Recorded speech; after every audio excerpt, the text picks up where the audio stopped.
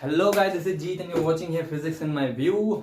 हमने statistical physics start करने को सोचा था, लेकिन किसी कारणवश वो स्टार्ट नहीं हो पा रही है। वो कारण आपको जल्दी पता चल जाएगा। फिलहाल हम लोग ऑप्टिक्स स्टार्ट करेंगे और देखेंगे ऑप्टिक्स में कितने पार्ट बन सकते हैं। आई थिंक 5 पार्ट बनेंगे, जिसमें हम रिफ्लेक्शन, रिफ्रैक्शन, इंटरफेरेंस और पोलराइजेशन को अलग अलग जूम करके स्टडी करेंगे। एक बात और बता दूं, चलो लिख के बताऊंगा। ऑप्टिक्स ज्यादा नंबर की नहीं आती, 4 से 5 नंबर की आएगी, लेकिन हमारा धर्म है कि वो 4 से 5 नंबर ना छूटे, बिकॉज ऑप्टिक्स बहुत ही इजी आती है। अगर वो नेट में आएगी, मतलब न्यूमेरिकल आंसर टाइप में, तो वो फर्स्ट पार्ट से आएगी ना, मिरर रिफ्लेक्शन, रिफ्रैक्शन वगैरह, तो वो तो बहुत इजी पड़ जाएगा।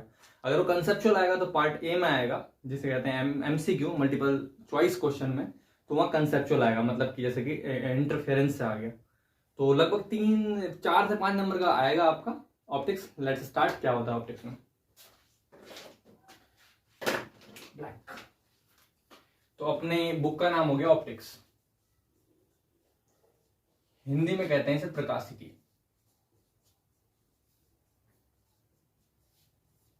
प्रकाशिकी में क्या होगा कि सबसे पहले बताएंगे लाइट क्या होती है। लाइट को स्टडी करेंगे। यार मार्कर सही नहीं चल रहा। ओके, सबसे पहले लाइट को स्टडी करेंगे। लाइट माने प्रकाश। प्रकाश कहते किसे हैं? ठीक है, तो लाइट को कहा जाता है एक इलेक्ट्रोमैग्नेटिक रेडिएशन है, जिसके दौरान चीजों को ऑब्जर्व करते हैं। उदाहरण के तौर पर आप ऐसा समझ सकते हैं कि मान लीजिए बोर्ड है जो आपको दिख रहा है, तो सिंपली एक आपने 8th 9th में पढ़ा था, रिफ्लेक्शन की लाइट आ रही है, उससे टकरा रही है, टकराने के बाद कैमरे पर जा रही है और कैमरे के बाद आपकी आंखों में जा रही होगी। तो इसका मतलब क्या हुआ कि लाइट के जरिए हम चीजों को देख सकते हैं। एक इलेक्ट्रोमैग्नेटिक रेडिएशन है जो चीजों को दिखाने के काम में आता है, पर खुद नहीं दिखता। और मारा लाइट एक इलेक्ट्रोमैग्नेटिक रेडिएशन है जो चीजों को दिखाने में काम आता है, लेकिन वो खुद दिखाई नहीं देता। वो इलेक्ट्रोमैग्नेटिक रेडिएशन लाइट कहलाता है। और इसकी प्रॉपर्टीज क्या क्या होती हैं? तो properties of light,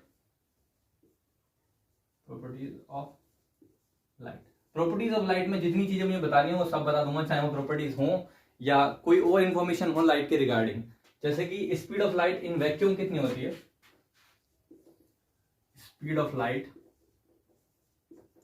in vacuum कितनी होती है? 3 इंटू 10⁸ मीटर पर सेकेंड। इसका मतलब हो गया, अगर वैक्यूम है, निर्वात है, तो निर्वात में लाइट 1 सेकेंड में इतने मीटर चल सकती है, 3 इंटू 10⁸।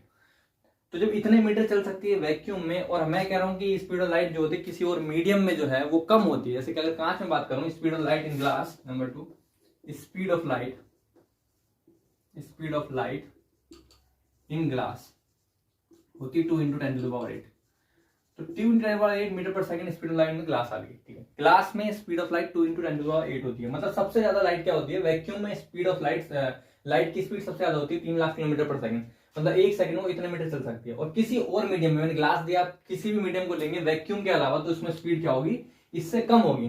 तो ये कहा जाता है, रिलेटिविटी में ये पोस्टुलेट प्रूफ कर दिया जाएगा कि किसी भी सिग्नल की, किसी भी इंफॉर्मेशन की स्पीड 3 इंटू 10⁸ से ज्यादा नहीं हो सकती, क्योंकि ये एक कांस्टेंट है, रिलेटिविस्टिक कांस्टेंट कहते हैं इसे, कि वैक्यूम में स्पीड ऑफ लाइट से ज्यादा तेज कोई चीज नहीं चल सकती। अब बात आ रही किसी मीडियम में जब हम जाएंगे, तो वहां लाइट की स्पीड 2 इंटू 10⁸ होगी, या कुछ और हो सकती है 1 इंटू 10⁸, कम होती चली जाएगी। तो कम इसलिए होती है क्योंकि जो भी मीडियम आप लेंगे उस मीडियम का कोई रिफ्रैक्टिव इंडेक्स होगा। मुझे पता है ये सब शब्द यूज नहीं करने चाहिए मुझे अभी, लेकिन मैं मानता हूं कि अगर आप जैम के लिए प्रिपेयर कर रहे हैं तो आपने कभी 10th किया होगा, मतलब आपको रिफ्रैक्टिव इंडेक्स के बारे में पता होगा। So I can use refractive index को एंसर करते हैं, उसका इलेक्ट्रोमैग्नेटिक फॉर्मूला है म्यू आर एप्सिलॉन आर। इसका मतलब ये हुआ कि किसी मीडियम का रिफ्रैक्टिव इंडेक्स उसके मीडियम का परमिएबिलिटी जो कि मैग्नेटिक से रिलेटेड है, और इलेक्ट्रिक परमिटिविटी जो कि इलेक्ट्रिसिटी रिलेटेड है, उस पर डिपेंड करता है। तो लाइट जो जाएगा, जिसके अंदर पहले से ही, जैसे मैंने कहा light is electromagnetic radiation, it is electromagnetic radiation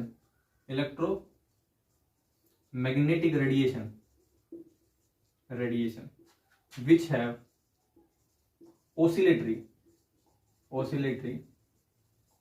electric and magnetic field। तो इसका मतलब, इसका नेचर डायग्राम तो आपको पता ही है, एवरीवन नोस ऐसा होता है इलेक्ट्रोमैग्नेटिक रेडिएशन का, ईएमटी में पढ़ाया था। बस वही रिकॉल करना है कि थोड़ा सा अच्छे से समझ। क्या बना दिया मैंने? सही बनाया। ये इलेक्ट्रिक फील्ड हो गया, ये मैग्नेटिक फील्ड हो गया, मैग्नेटिक फील्ड हो गया, सही से बना दिया यार। मैग्नेटिक फील्ड हो गया, और ये प्रोपोगेशन कांस्टेंट हो गया। ठीक है, ऑसिलेटरी का मतलब क्या हो गया, एम्पलीट्यूड बढ़ रहा है, घट रहा है, घट रहा है, बढ़ रहा है, घट रहा है, कैसे, पेरियोडिकली। तो ऑसिलेटरी ऐसे जम टाइप का। तो मैं क्या बता रहा था, मैं ये बता रहा था कि वैक्यूम में एक क्वेश्चन आता है, क्या आप लाइट की स्पीड से तेज चल सकते हैं, क्या कोई सिग्नल लाइट की स्पीड से तेज चल सकता है? तो आंसर, आपका आंसर होना चाहिए यस, हाँ। मैं इन सब क्वेश्चन को भी लेके चल रहा हूं जो इंटरव्यू के रिगार्डिंग पूछे जा सकते हैं। देखो यार, कोई बहुत बड़ा वैज्ञानिक अगर आके कहे कि यार ये जैम के सिलेबस के हिसाब से क्या पढ़ा रहे हो, तो मैं आपको बता दूं कि बहुत बहुत बुद्धिजीवी भी हमसे जुड़े पड़े हैं जिनको रिफ्रैक्शन का नहीं पता, रिफ्लेक्शन का नहीं पता, हमें उनको भी लेकर चलना है। इसलिए मैं लाइट को बताऊंगा जिस सरफेस से होगा उस, मतलब बेसिकली चलेंगे, बिल्कुल बेसिक से लेकर कितने के लिए, सिर्फ 4 से 5 नंबर के लिए हम 4 से 5 लेक्चर पढ़ेंगे, बिकॉज अभी टाइम है, बाद में नहीं मिलेगा। अगर आप सोच रहे हो 10th के बेस पर कर लेंगे तो वो तो जमाना हो गया, 10th करा हुआ जमाना ही हो गया एक तरीके से। तो मैं बता था कि अगर कोई आपसे पूछता है कि लाइट की स्पीड से क्या आप चल सकते हैं, यू हैव टू से yes, every signal can travel faster than light. कोई भी सिग्नल जो है वो लाइट से तेज चल सकता है, बशर्ते लाइट को वैक्यूम में ना माना गया हो। अगर वो पूछता है क्या कोई भी सिग्नल वैक्यूम में लाइट की स्पीड से तेज चल सकता है, देन आंसर नो होगा। लेकिन अगर कोई पूछता है नॉर्मली कि लाइट की स्पीड से तेज चल सकता है, तब आपका आंसर होना चाहिए हाँ, क्योंकि वैक्यूम में ही तो उसकी स्पीड जो है वो एक रिलेटिविस्टिक कांस्टेंट है, सबसे ज्यादा वैक्यूम में ही तो। अगर किसी और मीडियम के रेस्पेक्ट में लो तो किसी और मीडियम में लाइट की स्पीड कम हो सकती है और सिग्नल की स्पीड ज्यादा हो सकती है। उदाहरण के लिए साउंड एक ऐसी वेव है जिसको मीडियम जितना ज्यादा डेंस होगा उसकी स्पीड बढ़ती है।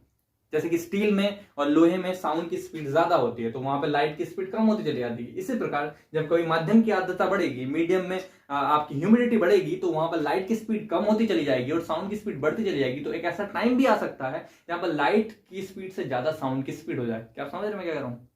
समझ रहे होंगे। वैसे ये सब चीजें आगे नहीं आएंगी, मैं आपको फिर आश्वासन दूं इस बात का, जैसे वो टीचर देखते हैं बोले पढ़ो पढ़ो आगे आएगा, ऐसा कुछ नहीं है, जो है यही है, इसके बाद ये साउंड पाउंड नहीं आएगा। तो लाइट के बारे में मैंने आपको बताया, ये लाइट की स्पीड कांस्टेंट होती है, एक रिलेटिविस्टिक कांस्टेंट, एक बेहतरीन पैरामीटर होता है, लेकिन वो वैक्यूम में होता है। और किसी और सिग्नल की स्पीड जो ज्यादा हो सकती है अगर किसी मीडियम के अंदर जा रहे हो। हर एक मीडियम में जाने पर स्पीड लाइट की कम होती चली जाती है, क्योंकि लाइट की मीडियम में स्पीड इसलिए कम होती है क्योंकि मीडियम है, मतलब मीडियम का रिफ्रैक्टिव इंडेक्स है, और मीडियम का रिफ्रैक्टिव इंडेक्स का मतलब होता है कि उसके अंदर मैग्नेटिक परमिएबिलिटी और एप्सिलॉन आर, मतलब रिलेटिव, इसे क्या कहते हैं, रिलेटिव परमिटिविटी और रिलेटिव परमिएबिलिटी, इसे कहते हैं परमिटिविटी रिलेटिव है भाई, और ये परमिएबिलिटी। इसका मतलब ये हुआ कि मीडियम के अंदर अगर कोई रेडिएशन जा रहा है जिसके अंदर इलेक्ट्रिक और मैग्नेटिक नेचर है, तो वो इलेक्ट्रोमैग्नेटिक रेडिएशन मतलब लाइट इस मीडियम के रिफ्रैक्टिव इंडेक्स मतलब इलेक्ट्रिक परमिटिविटी के साथ इंटरैक्ट करेगा, जिसकी वजह से उसकी वेलोसिटी कम हो जाएगी। वो मैं आपको और बताऊंगा आगे से एक अलग से वीडियो बनाकर कैसे कम होती है। तो यही एक रीजन है कि मीडियम में जाने पर लाइट की स्पीड कम हो जाती है, क्योंकि वो मीडियम के अंदर प्रेजेंट परमिटिविटी और परमिएबिलिटी के साथ इंटरैक्ट करता है।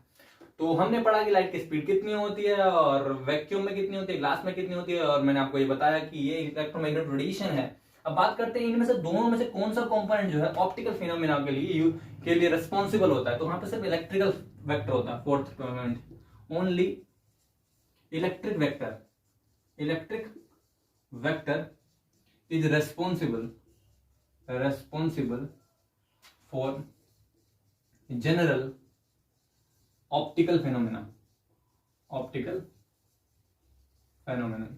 तो जितने भी जनरल ऑप्टिकल फिनोमेना है उसमें आपका लाइट का इलेक्ट्रिक वेक्टर जो है रिस्पॉन्सिबल होगा। जैसे कि आपने अगर ध्रुवण जैसा नाम सुना होगा, पोलराइजेशन, वहां आपने पढ़ा होगा कि जब किसी नॉर्मल लाइट को जो कि प्लेन पोलराइज नहीं है उसके इलेक्ट्रिक वेक्टर सभी डायरेक्शंस में सिमेट्रिकली वाइब्रेट करते हैं। जब उसे निकोल प्रिज्म से पास करा जाता है तब इलेक्ट्रिक वेक्टर एक ही डायमेंशन में वाइब्रेट करने लग जाते हैं। जब तुमने पूरे पोलराइजेशन पढ़ना, वहां सिर्फ इलेक्ट्रिक वेक्टर की बात होती है, मैग्नेटिक वेक्टर की बात नहीं होती, बिकॉज ऑफ कि इलेक्ट्रोमैग्नेटिक रेडिएशन का इलेक्ट्रिक और मैग्नेटिक वेक्टर में से सिर्फ electric vector general optical phenomena के लिए रिस्पॉन्सिबल होता है। अगर कोई जबरदस्ती खुजाने लग जाए क्वेश्चन बनाने वाला, जैसे कि टिफर या आईएससी या ये जेस्ट वाला, तो वो ऐसा दे सकता है कि किसी ऐसे मीडियम में रिफ्रैक्शन हो रहा है जहां पहले से उसकी मैग्नेटिक परमिएबिलिटी ज्ञात है या वेरिएबल मैग्नेटिक परमिएबिलिटी है, तो हम कह सकते हैं कि रेडिएशन उस रेडिएशन का इलेक्ट्रिक और मैग्नेटिक फील्ड दोनों इंटरैक्ट करेगा उस मीडियम से, तो आपका रिफ्लेक्शन या रिफ्रैक्शन एक अलग परिणाम दे सकता है। बहरहाल ऐसा नहीं होता कि जनरली जो हम रिफ्लेक्शन वगैरह पढ़ते हैं उसमें सिर्फ इलेक्ट्रिक वेक्टर रिस्पॉन्सिबल होता है, और मानते हैं कि मीडियम जो है वो नॉन मैग्नेटिक है। आप समझ में आ रहा है?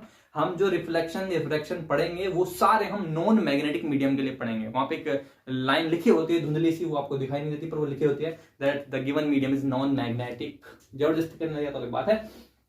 तो ये फोर्थ पॉइंट हो गया। फिफ्थ पॉइंट की ओर चलते हैं, मिटाता हूं मैं। इससे मिटाता हूं और देखते हैं फिफ्थ पॉइंट क्या है। फिफ्थ पॉइंट, धीरे धीरे चलते रहो, कोई दिक्कत वाली बात ना है। देखो बस इतना है कि मेरी कलम जो है वो चलती रहे तो कोई दिक्कत नहीं है। जैसे हमने छुट्टी मार दी, इतनी सो गए, बीमार हो गए, दावतें खा रहे हैं, तो दिक्कत आ सकती है। अदरवाइज अगर मार कर चलता रहा और तुम लोग लगातार पढ़ते रहे तो फिर तो कोई दिक्कत आने वाली नहीं है, बिकॉज जैम का पेपर बहुत सिंपल आता है। ये मान लो 50 नंबर तक तो सिंपल ही आता है। अगर किसी को 60वां नंबर 51वां नंबर चाहिए तो वो थोड़ा हार्ड हो जाता है, अदरवाइज 50 नंबर तक तो जैम का पेपर बहुत ही सिंपल आता है, बिल्कुल। ठीक है, तो बात चल रही थी कितने पॉइंट हो गए थे, आई थिंक 4 पॉइंट हो गए थे। 5वें पॉइंट की बात करते हैं। तो लाइट जो है, लाइट की मैंने आपको बताया कि इलेक्ट्रिक वेक्टर जो है वो सभी ऑप्टिकल फिनोमेना के लिए रिस्पॉन्सिबल होता है। अब बात करते हैं क्या लाइट जो है वो इंटरेक्ट करते हैं आपस में भी। तो लाइट के इंटरेक्शन को ऐसे कर सकते हैं। फिफ्थ पॉइंट में समझाता हूँ। मान लीजिए आपके पास ये टॉर्च है, ठीक, और यहां से एक वॉल है। ये मैं जबरदस्ती बता रहा हूँ, वैसे बताने की जरूरत नहीं थी, ये पॉलिश क्यों कर रहा हूँ मैं। ठीक है, ये वॉल है, स्क्रीन कह दो इसे, स्क्रीन। इस लाइट यहां से रोशनी निकली और यहां पर पॉइंट बन गया, ठीक है, ये ब्राइट पॉइंट मान लीजिए, ब्राइट पॉइंट मान लीजिए। तो यहां से रोशनी निकली, ब्राइट पॉइंट बन गया, ठीक है। अब बात यह है कि क्या ये ब्राइट पॉइंट जो है इसकी इंटेंसिटी को रेगुलेट किया जा सकता है? यस ऑफ कोर्स रेगुलेट किया जा सकता है। अगर हम इस टॉर्च की यहाँ पे जो रेगुलेटर लगा है उसे कम ज्यादा करें तो यहाँ लाइट की इंटेंसिटी पर, ब्राइटनेस पर फर्क पड़ेगा, ऑफ कोर्स।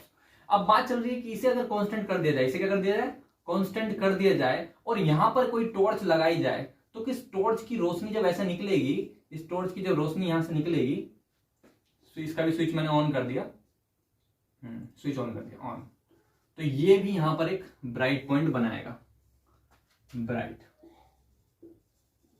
पॉइंट। अब बात ये आ रही है इसकी ब्राइटनेस पर क्या फर्क पड़ेगा इस टॉर्च की वजह से।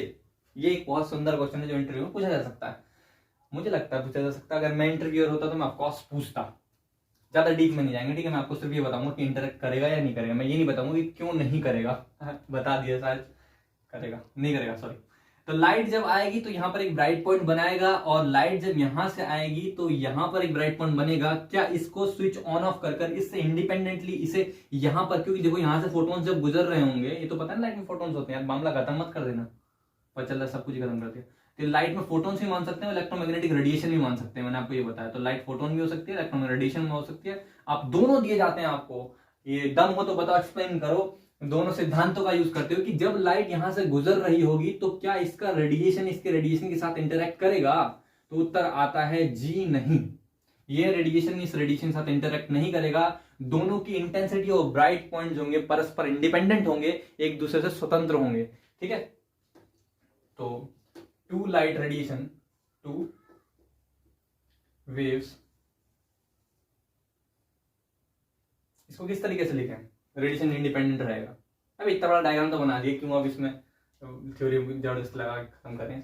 समझ में आ गया क्या नहीं? इसे एक सिद्धांत का नाम होता है, मुझे नाम याद नहीं, मैंने 10th में पढ़ा था, पारस्परिक स्वतंत्रता का सिद्धांत, म्यूचुअल इंडिपेंडेंसी कुछ होता है। बहरहाल आप भी समझेंगे, इसे इंटरेक्ट नहीं करेगा, ठीक है। इसका नाम याद नहीं आ रहा मुझे, इतना बड़ा टॉपिक भी नहीं था, ये 10th में पढ़ा था, ज्यादा उसे जूम करके नहीं दिखाया गया था, जबरदस्ती मैंने डायग्राम बना दी, ठीक है।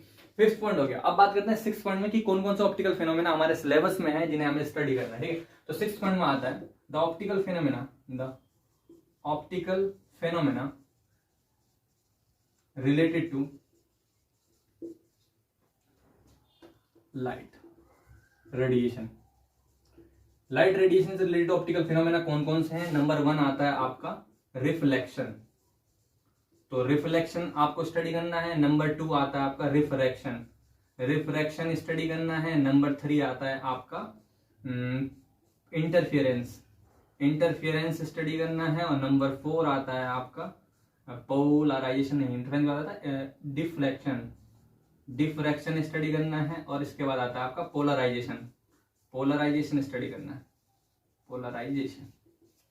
तो ये आपके ऑप्टिकल फिनोमेना है। बस इन्हीं ऑप्टिकल फिनोमेना, अगर देखो अगर मेरे दिमाग की हट गई और ज्यादा ही जूम करने लगे तो सिर्फ 4 नंबर के लिए, तो हम इन पे अलग अलग लेक्चर बना सकते हैं। पर ऑफ कोर्स मुझे लग नहीं रहा कि मैं इतना ज्यादा इसमें पढ़ाऊंगा, तो मैं मेन चीज को लेकर उड़ते रहेंगे हम लोग हवा की तरह, और बस आप कवर करते रहना। बिकॉज लास्ट टाइम जब मैंने पढ़ाया था मैंने सिर्फ ये कहते थे कि आपने 12th की बुक में पढ़ा होगा, जैम वाले स्टूडेंट को भी 12 की बुक में पढ़ा होगा, उससे कवर कर लेंगे 4 नंबर का जो है। पर तब भी मैं इस बार इसलिए पढ़ा रहा हूँ ताकि आप समझ पाए कि मैं इस बार उन 4 नंबर को भी महत्व दे रहा हूँ। तो अपनी तरफ से आपकी रिस्पॉन्सिबिलिटी है कि आप भी उन नंबरों को महत्व दें, ठीक है। तो इन चीजों को पढ़ते हैं, मैं बताता हूँ इसके अंदर हम क्या क्या पढ़ेंगे, ठीक है, रिफ्लेक्शन के अंदर, ताकि हम बिल्कुल उसी के अकॉर्डिंग चलें और मामला खराब ना हो, इधर उधर ना भागें। तो सबसे पहला अपना जो टॉपिक था वो था रिफ्लेक्शन, ठीक है। तो रिफ्लेक्शन के बारे में बात करते हैं। साफ होगा नहीं होगा? हो गया, ओके। सबसे पहला जो अपना टॉपिक वो है रिफ्लेक्शन, जिसे कहते हैं परावर्तन। बिल्कुल लो नहीं जाऊंगा मैं यार, बिल्कुल परावर्तन थोड़ी पढ़ाना है यार, समझ जाओ ना। जब कोई लाइट जो है किसी स्मूथ सरफेस से इंटरेक्ट करती है या टकराती है तो उसका मेजर पोर्शन जो है वो वापस लौट जाता है, ये फिनोमेना जो है रिफ्लेक्शन कहलाता है। ये आपने पढ़ा होगा बिल्कुल यार, थोड़ा बहुत तो पढ़ा होना चाहिए, बिल्कुल मामला खराब हो जाएगा नहीं तो यार। अब ऑप्टिक्स ही पढ़ाने लग जाऊं तो फिर तो मामला ही खत्म है ना, मुझे 3 लेक्चर में खत्म करना है पूरा। तो जो लाइट आएगी वो स्मूथ सरफेस, क्या है, स्मूथ सरफेस है, स्मूथ सरफेस। जब कभी लाइट किसी स्मूथ सरफेस से इंटरेक्ट करती है तो उसका मेजर पोर्शन, ज्यादा से ज्यादा लगभग 95 से 96%, डिपेंड करता है कितना स्मूथ सरफेस है, वो वापस रिफ्लेक्ट बैक हो जाता है उसी मीडियम में। तो इस फिनोमेना को कहा जाता है रिफ्लेक्शन। रिफ्लेक्शन में परावर्तन। आने वाली रे को कहा जाता है इंसिडेंट रे, इंसिडेंट रे। जाने वाली को कहा जाता है रिफ्लेक्ट रे, रिफ्लेक्टेड रे। और जिस पॉइंट पर ये इंसिडेंट होता है उसे पॉइंट ऑफ इंसिडेंस कहते हैं, पॉइंट ऑफ इंसिडेंस।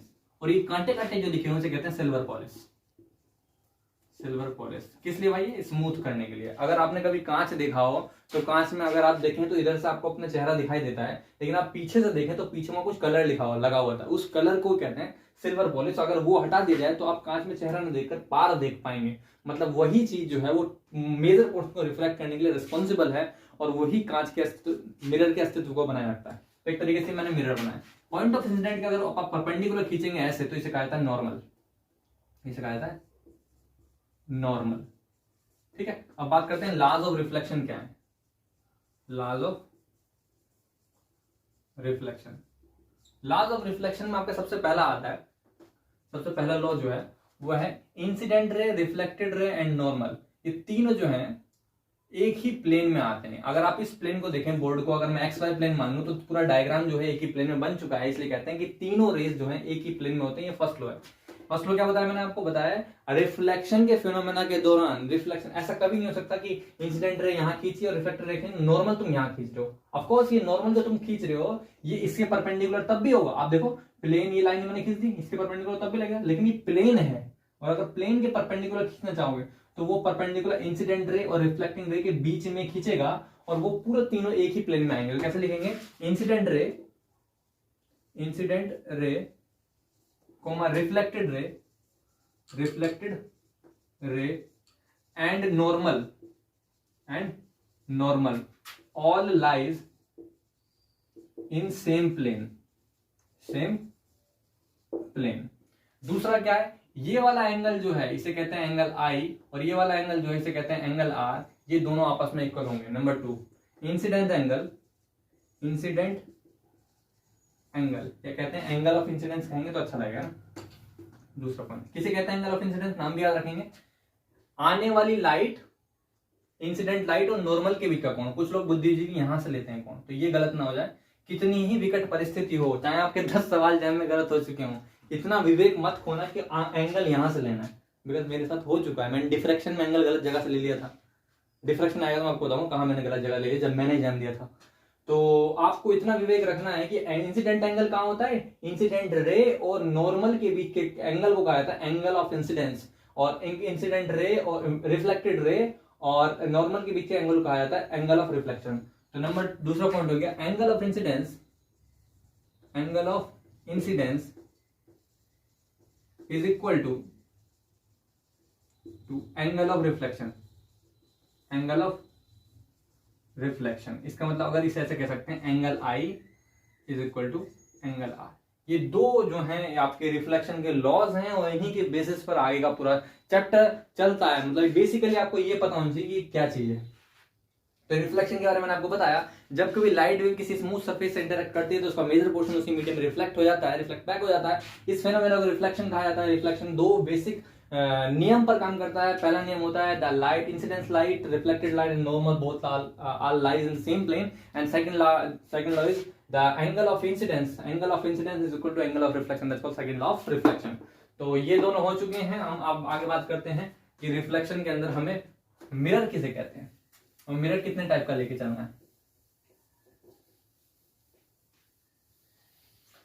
मिरर कितने टाइप का लेकर चलना है देखते हैं अभी। बहुत ही सिंपल है यार। बात करते हैं मिरर किसे कहते हैं। मिरर को कहते हैं दर्पण। दर्पण बोले तो जिसमें आप अपना मुखमंडल देखते हैं, चेहरा देखा जाता है सुबह सुबह उठकर, उसे दर्पण कहा जाता है। और रिफ्लेक्शन में अगर आपको परफेक्ट रिफ्लेक्शन चाहिए तो आपको मिरर ही लेना पड़ेगा। ऐसे नॉर्मली जो दीवार देखेंगे आप, बोर्ड देखेंगे, सबसे रिफ्लेक्शन होता है, पर ये रिफ्लेक्शन इर्रेगुलर रिफ्लेक्शन होता है। और इर्रेगुलर चीजों पर नियम नहीं लगाया जा सकता। जब नियम नहीं लगाया जा सकता तो उससे निश्चित परिणाम नहीं लाए जा सकते। दैट्स वाई हम इर्रेगुलर रिफ्लेक्शन को स्टडी ना करके मिरर को लेकर चलते हैं। कभी आपने सोचा है, इंटरव्यूअर आपसे पूछ रहा है कि आपके पास एक अखबार है, क्या आप अखबार को पढ़ रहे हैं? तुमने बोला ऑफकोर्स आप पढ़ रहे हैं। हम अखबार को पढ़ते हैं तो होता क्या है कि लाइट जो बाहर से आ रही है, सूर्य की प्रकाश की किरणें, सनलाइट, इंटरेक्ट करती हैं लाइट के उन अक्षर, पेपर अखबार के उन अक्षरों से। अखबार में लिखा भैया जी ये आज सुबह जो है अर्नब गोस्वामी को अरेस्ट कर लिया गया, ये इन्फॉर्मेशन लिखी हुई है। तो लाइट जो है उस इन्फॉर्मेशन के साथ इंटरेक्ट करेगी। अब उससे टकरा कर हमारी आंखों में रिफ्लेक्शन हुआ ऑफकोर्स, और मैंने वो इन्फॉर्मेशन पढ़ ली। तो सर जो इंटरव्यूअर वो पूछ रहा है कि आपने रिफ्लेक्शन के थ्रू उस चीज को पढ़ा, सही बात है। और मिरर में भी रिफ्लेक्शन होता है, सही बात है। तो मिरर में आपको चेहरा दिखता है पर अखबार में चेहरा नहीं दिखता, है ना? क्यों भाई? क्यों पूछ भी तो सकता है कि अगर आप किसी चीज को पढ़ ले रहे हैं इसका मतलब वहां पर रिफ्लेक्शन हो रहा है, और अगर आप चेहरे को देख रहे हैं तो वहां भी रिफ्लेक्शन हो रहा है। तो क्या कारण है कि अखबार में आपको मुंह नहीं दिखता लेकिन शीशे में दिखता है? तो इसका सिंपल सा आंसर है, शीशा प्लेन होता है, अखबार खुदरा होता है। इसका मतलब अगर खुदरी सतह पर लाइट गिरेगी तो उसका इरेगुलर रिफ्लेक्शन होगा, सभी दिशाओं में अनियमित रूप से होगा, जिसकी वजह से हमारा एक इमेज फॉर्म नहीं हो पाता वहां पर। लेकिन अगर शीशे को देखें, मिरर को देखें तो वह रेगुलर रिफ्लेक्शन होगा।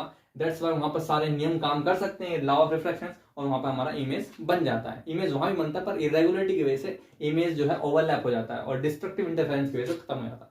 वो ज्यादा कंफ्यूजन हो जाएगा, बस आप इतना वर्ड याद रखें, इरेगुलर रिफ्लेक्शन होता है। रिफ्लेक्शन होता है पर इरेगुलर, और इमेज कब बनती है? रेगुलर रिफ्लेक्शन में। नियम कब लगते हैं? रेगुलर रिफ्लेक्शन में। तो मिरर एक रेगुलर रिफ्लेक्शन के लिए हम यूज करते हैं। मिरर दो टाइप का होता है, एक होता है प्लेन मिरर, दूसरा होता है curved mirror. Plane mirror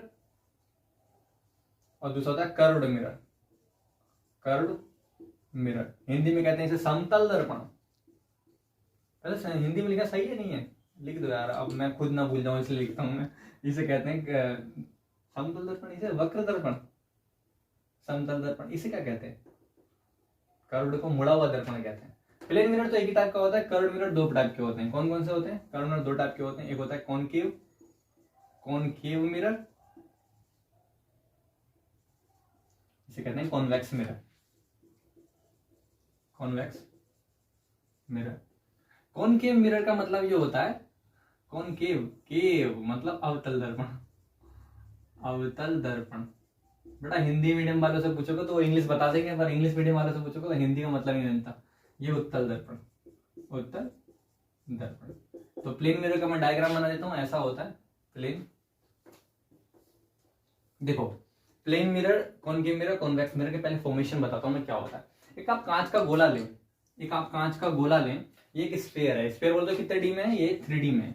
3D में आपके पास कोई स्फीयर है जो कि कांच का है, और कांच कैसा है? ट्रांसपेरेंट होता है। तो ट्रांसपेरेंट बिल्कुल साफ होमोजीनियस ट्रांसपेरेंट कांच का गोला है, जो कि ज्यादा थिकनेस उसकी नहीं है, बट होमोजीनिटी का जो रूल है वो लगना चाहिए, मतलब होमोजीनियस होना चाहिए। तो होमोजीनियस होलो कांच का स्फीयर है, उसको मैं छोटा सा टुकड़ा काटता हूं यहां से, ये मेरे बात को, ये छोटा सा टुकड़ा काट दिया। तो ये छोटा सा टुकड़ा मैंने यहां बना लिया, थोड़ा जूम करके, ये बन गया। इसे कहते हैं इसके। अब देखो मैं इसका प्लेन मिरर कैसा बनाऊंगा, देख रहे हैं। अगर कांच के टुकड़े का छोटा सा टुकड़ा मैं काटूंगा, ये तो बहुत छोटा भाग होगा ये, ठीक है? ये बिल्कुल स्ट्रेट दिखाई देगा। देखिए अगर इसका मैं ऐसे हटाओ, अगर इसका मैं थोड़ा बड़ा टुकड़ा काटूंगा ऐसे, इतना टुकड़ा काट रहा हूं, तो ये जो ये इतना टुकड़ा काटा इसमें कर्वेचर दिखाई देगी, तो उसे मैं यहां बनाऊंगा और यहां बनाऊंगा, ठीक है। इतना टुकड़ा मैंने काटा तो उसमें कर्वेचर दिखाई दे रही है। अगर मैं छोटा सा टुकड़ा काटता हूं तो वो एक स्ट्रेट लाइन दिखाई देगी, छोटा सा टुकड़ा काटता हूं तो वो एक स्ट्रेट लाइन दिखाई देगी, बड़ा टुकड़ा काटता हूं तो उसमें कर्वेचर दिखाई देगा, ये रहा कर्वेचर और यहाँ भी एक कर्वेचर है, ठीक है। अब बात आती है पोलिस पर डिपेंड करेगा कि कौन सा दर्पण बनने वाला है। अगर आपको कॉन्वेक्स मिरर उत्तल दर्पण बनाना है तो उत्तल दर्पण के लिए आपको क्या करना पड़ेगा, उठी हुई साइड को छोड़ना पड़ेगा। अवतल दर्पण के लिए आपको दबी हुई साइड को छोड़ना पड़ेगा। तो उत्तल दर्पण में आपको उठी हुई साइड को छोड़ना है तो पोलिस यहां करनी पड़ेगी।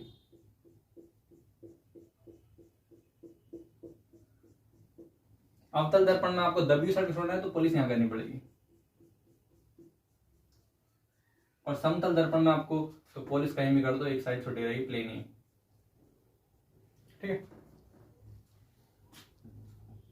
ये आपके जो होते हैं उत्तल दर्पण, अवतल दर्पण और समतल दर्पण में जाते हैं, जिसे कहते हैं कॉनकेव मिरर, कॉन्वेक्स मिरर और प्लेन मिरर। दिक्कत यहां होती है कि रेडियस ऑफ कर्वेचर किसे कहते हैं, फोकल लेंथ किसे कहते हैं, फोकल पॉइंट किसे कहते हैं, तो ये सारी चीजों को हम समझेंगे। बहरहाल आप इतना याद रखें कि ये जो कॉन्वेक्स मिरर या कॉनकेव मिरर बना है, ये बना है किसी होमोजीनियस होलो ग्लास की कटिंग के द्वारा।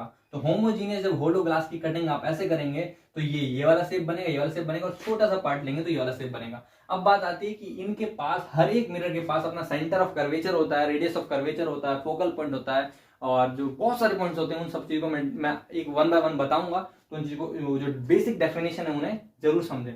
इतना याद रखेंगे, ये चीज याद रखना। मैं क्या बोला कि मैंने बताया कि ये जो स्फेरिकल सरफेस है इसके छोटे से पार्ट को काटा था मैंने, तब प्लेन मिरर बना, समझना, ठीक है। अब मैं आपको बताता हूँ definition related to mirror.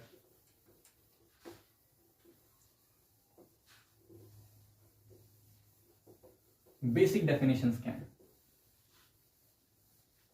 Basic definition, basic definition,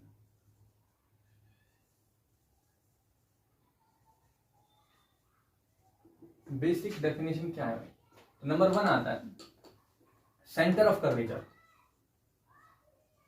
centre of curvature.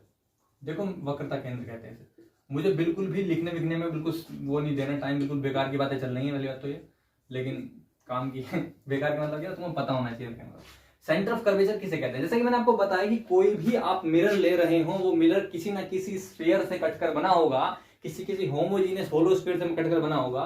तो मैं जरा याद करता हूं वो किससे कटकर बना होगा। एग्जांपल के तौर पर सेंटर ऑफ कर्वेचर आपको डिसाइड करना है किसी मिरर को लेकर, तो आपको पहले वो मिरर दिखाना चाहिए। वो मिरर दिखाया, वो मिरर या तो ऐसा होगा या ऐसा होगा या ऐसा होगा, ठीक है। अगर वो ऐसा है और पोलिस यहाँ है तो हम कहेंगे भाई ये तो अवतल है, भाई ये तो अवतल है, भाई ये तो अवतल है, मतलब कॉनकेव मिरर है, कॉनकेव मिरर है। तो कॉनकेव मिरर है आपके पास, कोई दिक्कत नहीं है। अगर ये वाला देता तो हम बोलेंगे भाई ये तो अवतल है भैया, कॉन्वेक्स मिरर है। कैसा है, कॉन्वेक्स मिरर है, कॉन्वेक्स मिरर। तो ये भी बात सही है। और ये कौन सा है, ये तो प्लेन मिरर है। मिरर कब बनता है, पॉलिश करने के बाद। मिरर कब बनता है, पॉलिश करने के बाद कौन मिरर बनना है। अब बात चल रही कि हमें नहीं पता कि उसका सेंटर ऑफ कर्वेचर कहां है, तो हम याद करेंगे कि जन्म स्थली क्या है इसकी माँ बाप कौन थे। तो हमें याद आता है कि भाई साहब हर एक मिरर किसी होमोजीनियस होलो स्फीयर से कट करके बना होता है। तो एक बार में एक करके मैं सेंटर ऑफ कर्वेचर बताता हूँ। इस चीज को मतलब मानो कि ये चीज नहीं है, ठीक है, पहले बना दिया, मान लो यार ये चीज नहीं है, ठीक है। मैं इसके बारे में बता रहा हूँ। तो मैंने आपसे पूछा कि भाई यार तुम तो किसी गोले से मिलकर बने होंगे, तो बोला हाँ। मैंने बोला गोला कहाँ होगा, वो इधर की तरफ। बोले नहीं, वो गोला कुछ इस तरीके से था जिससे काटा गया है मुझे, वो गोला कुछ इस तरीके से था जिससे काटा गया है मुझे। तो हमने बोला यार भाई बिल्कुल सही बोल लो, ऐसा गोला होगा जिसमें ऐसे करके काट के तुम्हें बना दिया होगा। बोला हाँ बिल्कुल। तो जिस गोले से कटकर कोई मिरर बनता है उस गोले का सेंटर को कहते हैं सेंटर ऑफ कर्वेचर। समझा रहे क्या, the centre of that sphere, जिससे कि वो मिरर बना है, समझा रहा है, उस मिरर इज अ पार्ट जिससे वो मिरर बना है। उस मिरर की जन्म स्थली जो स्फीयर है, उस स्फीयर के सेंटर को सेंटर ऑफ कर्वेचर कहा जाता है। किसका, उस मिरर का। बात समझ में आ रही क्या कहना है। मैंने कहा कोई भी मिरर किसी होमोजीनियस होलो स्फीयर से मिलकर बना होता है, कोई भी मिरर किसी होमोजीनियस होलो स्फीयर से मिलकर बना होता है। जिस स्फीयर से मिलकर बना होता है उस स्फीयर के सेंटर को ही उस मिरर का सेंटर ऑफ कर्वेचर कहते हैं, उस मिरर का सेंटर ऑफ कर्वेचर कहते हैं। दैट्स व्हाई ये सेंटर ऑफ कर्वेचर बन जाता है सी। बात समझ में आ रही है। मैंने क्या बताया सेंटर ऑफ कर्वेचर डेफिनेशन, मैंने बताया कोई भी कोई भी मिरर किसी न किसी होलो होमोजेनियस स्फीयर से मिलकर बना होता है, उसे डॉट डॉट पे प्लॉट कर लो, उस होलो होमोजेनियस स्फीयर का जो सेंटर होगा उस मिरर का सेंटर ऑफ कर्वेचर कहलाएगा। इसको मिला दो, मिला दी, ये मिला दिया, इसको कहते हैं centre of curvature, centre of curvature, Hindi में कहते हैं वक्रता केंद्र, वक्रता केंद्र। अब बात करते हैं रेडियस ऑफ कर्वेचर क्या होती है। तो भाई साहब मैंने आपको बताया कोई भी मिरर पकड़ लो आप, कोई भी मिरर जो होता है वो किसी होलो होमोजेनियस स्फीयर से मिलकर बना होता है। भैया जिस स्फीयर से मिलकर बना होता है उस स्फीयर की रेडियस को ही इस मिरर की रेडियस ऑफ कर्वेचर कहा जाता है, उस गोले की त्रिज्या को ही उस स्फीयर की रेडियस को ही इस मिरर की रेडियस ऑफ कर्वेचर कहा जाता है, रेडियस ऑफ कर्वेचर, वक्रता त्रिज्या, वक्रता त्रिज्या कहा जाता है। ठीक है।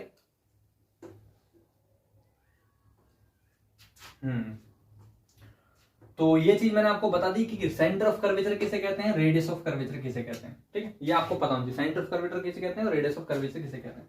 इसे पोल कहते हैं, इसे कहते हैं ध्रुव,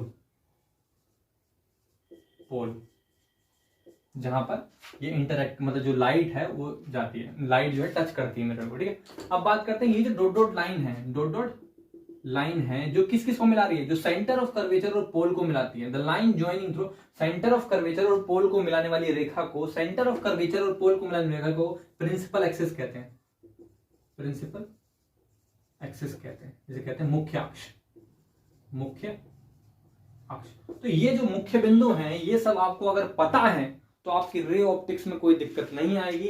देखो यार बिल्कुल बिल्कुल बेसिक चीजें, अगर जिसको यही ना पता हो मामला फिर खत्म। ठीक है, ये सब चीजें मैंने आपको बता दी। अब बात करते हैं कि यही सब चीजें अगर इस मिरर में लिखनी पड़े तो कैसे लिखेंगे। ठीक है, ये डायग्राम इसके लिए अलग बनाना है, इसके लिए अलग बनाना है यार, शुरुआती तौर पर चल रहा है ना, बहुत अच्छे से पता होनी चाहिए ना। हाँ, अब मैं बताऊँ क्या दिक्कत आती है, मैं बताऊँ क्यों मैं ये पढ़ा रहा हूँ। मैं यूं पढ़ा रहा हूँ भाई साहब, क्योंकि जो बुद्धिजीवी बाहर गए हुए हैं अच्छी अच्छी संस्थाओं में, तो वहां संस्थाओं में जो है पूरी जिंदगी आपकी ईएमटी और क्वांटम में उलझा के रखते हैं। वो रियल बात है, ईएमटी, क्वांटम और रिलेटिविटी, थर्मल, मैथमेटिक्स, इनमें उलझा के रखते हैं। इसको टाइम दिया ही नहीं जाता। जब इसको टाइम नहीं दिया जाता तो बच्चे का ये पोर्शन वीक होता है, तो बोल देते हैं 4 नंबर तो है, छोड़ो यार। जबकि मेरा मानना यह है 4 नंबर तो है यार, कैसे छोड़ो यार। अभी हल्के सब्जेक्ट है ना, 10th में पढ़ा हुआ है तो इसे नहीं छोड़ सकते, समझा करो बात। तो भाई मिटा दिया। चलो ये कौन सा मिरर है हमारा, हाँ ये मिरर कॉन्वेक्स मिरर। ओके ठीक है, तो कॉन्वेक्स मिरर से मैंने पूछा भाई तुम्हारा ये सर्कल कहाँ था, बोले मेरा सर्कल नहीं स्फीयर, बोले स्फीयर। मैंने बोला यार मेरा स्फीयर तो ऐसे था। मैंने बोला भाई तो इस स्फीयर का भाग है, बोला हाँ जी। तो इस स्फीयर का भाग है तो इसका सेंटर क्या होगा, centre of curvature, centre of curvature. ये मिला हो यहां तक, radius of curvature, radius of curvature. ठीक है, इसको क्या कहते हैं, पोल, क्या पोल ऑफ कर्वेचर, सिर्फ पोल। इस लाइन को क्या कहते हैं, प्रिंसिपल एक्सिस, प्रिंसिपल एक्सिस। बात खत्म होगा। और ये चीज मिटा दो बाद में। देखो ऐसा डायग्राम तुमने बहुत देखे होंगे, मिटाने के बाद ऐसे लाइन बनी होगी, इस पॉइंट का नाम होता है, इस पॉइंट का नाम होता है, अभी बनाऊंगा यार, समझ में आ जाएगा। चलो ये समझ में आ गया, मान लिया। ठीक है, अब बात करते हैं इसकी, बात करते हैं इसकी। ओके, तो भाई साहब जरा ये बताओ, ये मैंने आपको क्या बताया था कि किसी स्फीयर का छोटा सा पार्ट तोड़ोगे तब जाके आपको एक प्लेन चीज मिलेगी। अब स्फीयर का छोटा सा पार्ट तोड़ोगे तब जाके आपको प्लेन मिरर मिलेगा। तो आप जरा बताओ कि छोटा सा पार्ट तोड़ेंगे तो छोटा सा ही तो मिरर मिलेगा। अब छोटा सा पार्ट तोड़ोगे तो छोटा सा ही तो मिरर मिलेगा। और यहाँ मेरे पास एक बड़ा मिरर है, इसका मतलब एक किसी बहुत बड़े स्फीयर का पार्ट है, बहुत बड़े स्फीयर का पार्ट है, बहुत बड़े स्फीयर का पार्ट है, बहुत बड़े स्फीयर का पार्ट है। समझ पा रहे हो क्या कह रहा हूँ मैं नहीं समझ पा रहे यार, पागल हो तुम। सही बता रहा हूँ मैं, देखो समझो। वैसे मैं मैथमेटिकली प्रूफ कर सकता हूँ, बस मैं जो थ्योरेटिकली वे में है ना समझाने का, जैसे कि ईएमटी में मैंने डेविड ग्रिफिथ की हेल्प लेके आपको वो बताया था कि कैसे इंडिपेंडेंसी ऑफ आर आती है। बस समझ भी रहे हो क्या कहना चाह रहा हूँ, जिनने पहले के लेक्चर देखे समझ रहे होगा बात को यार। तो independency of R the magnetic field of plane charge sheet वाला जो इमेजिनेशन से बताया था, ठीक वैसे ही समझो कि प्लेन मिरर जो है बहुत बड़े स्फीयर का पार्ट है यार, बहुत बड़े स्फीयर का पार्ट है। जब बहुत बड़े स्फीयर का पार्ट है तो उस बहुत बड़े स्फीयर का सेंटर जहां होगा उसे इसका सेंटर ऑफ कर्वेचर कहा जाएगा। और सेंटर ऑफ कर्वेचर इतनी दूर चला गया कि इसके लिए है ही नहीं मानेंगे। क्यों? क्योंकि इसमें कर्वेचर ही नहीं है। बस इसमें कर्व कहां है, जब कर्व ही नहीं है तो सेंटर ऑफ कर्वेचर भी बहुत दूर इन्फिनिटी डिस्टेंस पे चले जाएगा। तो centre of curvature infinity distance में बना देता हूं, हाइपोथेटिकली बना लो, समझने की कोशिश करना। ठीक है, ये स्फीयर बहुत बड़े स्फीयर का भाग है जिसका सेंटर ऑफ कर्वेचर यहाँ है और ये डिस्टेंस माने इन्फिनिटी पे है। ठीक है, तो इसका सेंटर ऑफ कर्वेचर इन्फिनिटी पे आ गया। इसका मतलब यहां से यहां तक अगर डिस्टेंस नापूं तो इसकी रेडियस ऑफ कर्वेचर भी कितनी आएगी, इन्फिनिटी आएगी। बड़ी सीधी सी बात है। और रेडियस ऑफ कर्वेचर r/2 को क्या कहते हैं, फोकल डिस्टेंस। इसका मतलब फोकल डिस्टेंस क्या आएगी, इन्फिनिटी/2, मतलब वो भी इन्फिनिटी आएगी, भाई इन्फिनिटी तो आएगी। इसीलिए कहा जाता है कि प्लेन मिरर का फोकल लेंथ इन्फिनिटी होता है। प्लेन मिरर का फोकल लेंथ इन्फिनिटी होता है। तुम्हें पता होना चाहिए ये बात, आगे जाके तुम्हें पता चलेगा कि जिसका फोकल लेंथ इन्फिनिटी होता है उसे प्लेन मिरर कहा जाता है। क्योंकि कॉन्वेक्स कॉनकेव, कॉनकेव कॉन्वेक्स और प्लेन दोनों कुछ भी बन सकते हैं। इनके पास एक अद्भुत शक्ति आ जाएगी, समझ रहे हो, वो मीडियम चेंज करने की वजह से बनते हैं। तो आपको ये समझना चाहिए जो प्लेन मिरर होता है या प्लेन ग्लास होता है उसका फोकल लेंथ इन्फिनिटी होता है। क्यों, बिकॉज रेडियस ऑफ कर्वेचर बहुत ज्यादा होती है। ठीक है, तो ये चीज थी जो मैं बताना चाह रहा था। अब आप थोड़ा सा इसे पढ़ के इसको सरका देते हैं और फिर हम उस पढ़ेंगे। इसमें इसको सरका देते हैं मतलब क्या हुआ, इसमें थोड़ी सी बात बतानी है मुझे कि यार ये बराबर ये होता है, इतने में इमेज बनेगी, इतने में वो बनेगा, तो बात तो इसलिए इसको हटा देंगे। उसके बाद हमारे पास आएगा कॉनकेव और कॉन्वेक्स, बहुत ही शानदार तरीके से पढ़ेंगे लगभग आधे घंटे तक। और मैं आपको बताऊंगा 1/f वाला यूज कैसे करते हैं, 2-3 क्वेश्चंस करेंगे, मजा आ जाएगा। स्टार्ट करते हैं।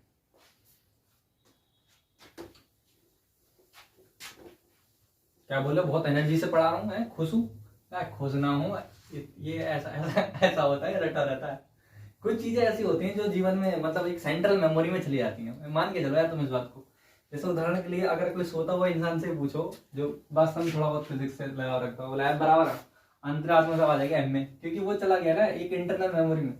वैसे ये रिफ्लेक्शन रिफ्लेक्शन तो मेरे आंतरिक मेमोरी में चला गया। 20-30 साल होगा पढ़ते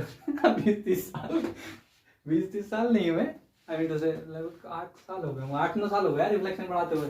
इसमें तो बहुत ही आंतरिक से आंतरिक मेमोरी में चला गया। ठीक है, मिटा दी चलो, स्टार्ट करो। तो बात चल रही थी, हम लोग पढ़ने वाले थे रिफ्लेक्शन थ्रो नहीं कहेंगे, रिफ्लेक्शन बाय प्लेन मिरर। तो प्लेन मिरर से रिफ्लेक्शन करेंगे हम। प्लेन मिरर से रिफ्लेक्शन करने के लिए हमें पता होना चाहिए, प्लेन मिरर से रिफ्लेक्शन करने के लिए हमें पता होना चाहिए फोकल लेंथ कितनी होती है और ये कितना होता है, वो कितना होता है, ये सब चीजें पता होना चाहिए ना, वो सब हमें पता है। तो पहली हेडिंग है हमारा रिफ्लेक्शन बाय प्लेन मिरर। देखो एक चीज मैं आपको और बता दूं रिफ्लेक्शन बाय प्लेन मिरर के लिए, सबसे पहले आपको पता होना चाहिए प्लेन मिरर के लिए, रिफ्लेक्शन के लिए, कि प्लेन मिरर किसका पार्ट होता है, एक स्फीयर का पार्ट होता है। ठीक है, ये चीज याद रखना। उस स्फीयर का सेंटर कहां होता है, इन्फिनिटी डिस्टेंस पर होता है। दैट्स व्हाई प्लेन मिरर की फोकल लेंथ क्या होती है, इन्फिनिटी होती है। हेडिंग डालते हैं number 1, reflection by plane mirror. Reflection by plane mirror, plane mirror. ठीक है, ये आपका प्लेन मिरर है और ये जमीन है जहां पर हम वस्तु को रख पाएंगे। तो प्लेन मिरर से हमने कहा क्या आप प्लेन मिरर हो, बोला नहीं सर अभी हम गिलास है, मतलब क्यों, तो बोले पॉलिश तो कर दीजिए हमारे में। अच्छा बच्चे, आपको पॉलिश कर देते हैं, सिल्वर पॉलिश। अब आपका जो है रूपांतरण हो चुका है मिरर के लिए, दैट्स कॉल्ड प्लेन मिरर। क्या कहते हैं इसे, प्लेन मिरर। तो मैंने कहा मैं आपके सामने एक वस्तु रख रहा हूं, क्या आप उसका प्रतिबिंब बना देंगे, तो इन्होंने कहा यस ऑफ कोर्स मैं उसका एक प्रतिबिंब बना दूंगा। तो उन्होंने कहा आप वस्तु रखिए, आप वस्तु को रखिए, मैं आपका उसका प्रतिबिंब बना दूंगा। तो मैंने कहा ये वस्तु मैंने रख दी, ये वस्तु मैंने रख दी। पता है बचपन में मेरे, जब मैं 9th में था, 10th में था, तो मैंने अपने टीचर से पूछा सर पूरी ऑप्टिक्स में ये वस्तु 90 डिग्री पे क्यों रखी होती है, मतलब अभिलंबवत क्यों रखी होती है, ये मैंने पूछा। बहुत ज्यादा व्यथित था मैं। आप लोग को भी क्वेश्चन दिया था, आप लोग सोचना, वैसे बच्चों वाला क्वेश्चन है, बहुत ही टुच्चा। पूरी ऑप्टिक्स पढ़ना, आपको ऑब्जेक्ट जो है ऐसे 90 डिग्री पर रखा रहेगा, क्यों होता है सर? सर के पास कोई जवाब नहीं था। और जब मैं मतलब 12th के बाद मैंने बुक्स पढ़ी और 12th लगभग BSc फर्स्ट में, तब जाकर मुझे इसका लॉजिक पता चला कि क्यों होता है 90 डिग्री। आप भी सोचने की कोशिश करें और मुझे कमेंट में बता सकते हैं आपकी इच्छा हो तो कि ऐसा क्यों होता है। तो ये ऑब्जेक्ट है, ऑब्जेक्ट को ओ डैश से रिप्रेजेंट करते हैं, बिकॉज ऑफ ओ माने ऑब्जेक्ट, ओ माने ऑब्जेक्ट। चलो ये तो पता ही तुम्हें, ओ माने ऑब्जेक्ट, ऑब्जेक्ट माने वस्तु। यहाँ लिख देता हूँ, चलो ऑब्जेक्ट, ऑब्जेक्ट माने वस्तु।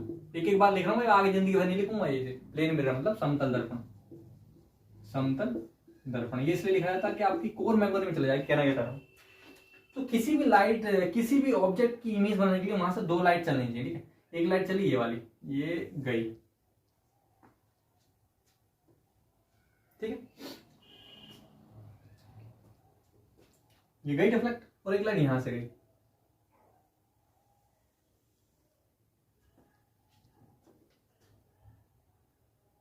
ठीक, मतलब जमीन से थोड़ा ऊपर होकर चलिए।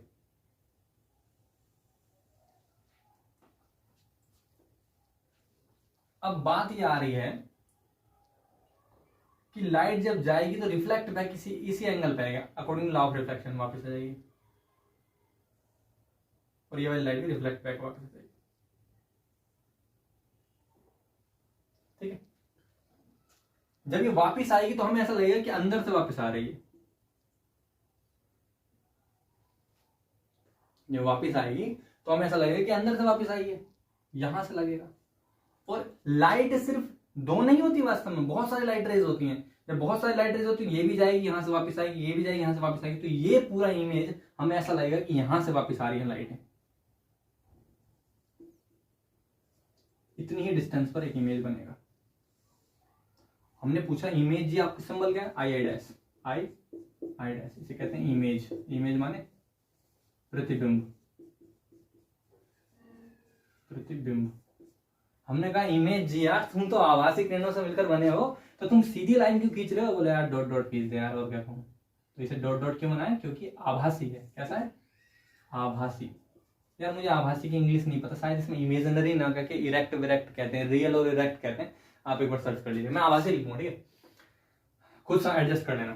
तो रियल माने वास्तविक, इरेक्ट माने आभासी। आई थिंक इरेक्ट माने उल्टा भी हो सकता है यार, ये इंग्लिश वाले जो है कुछ भी कर देते हैं। तो मैं देखो विजुअलाइजेशन सीख होना चाहिए ना, पता चल रहा है क्या बनना है, मैं बात खत्म हो गई। तो आपकी इमेज क्या होगा? समतल दर्पण में आपका कैसा होगा? इमेज आभासी होगा। इमेज कैसा होगा?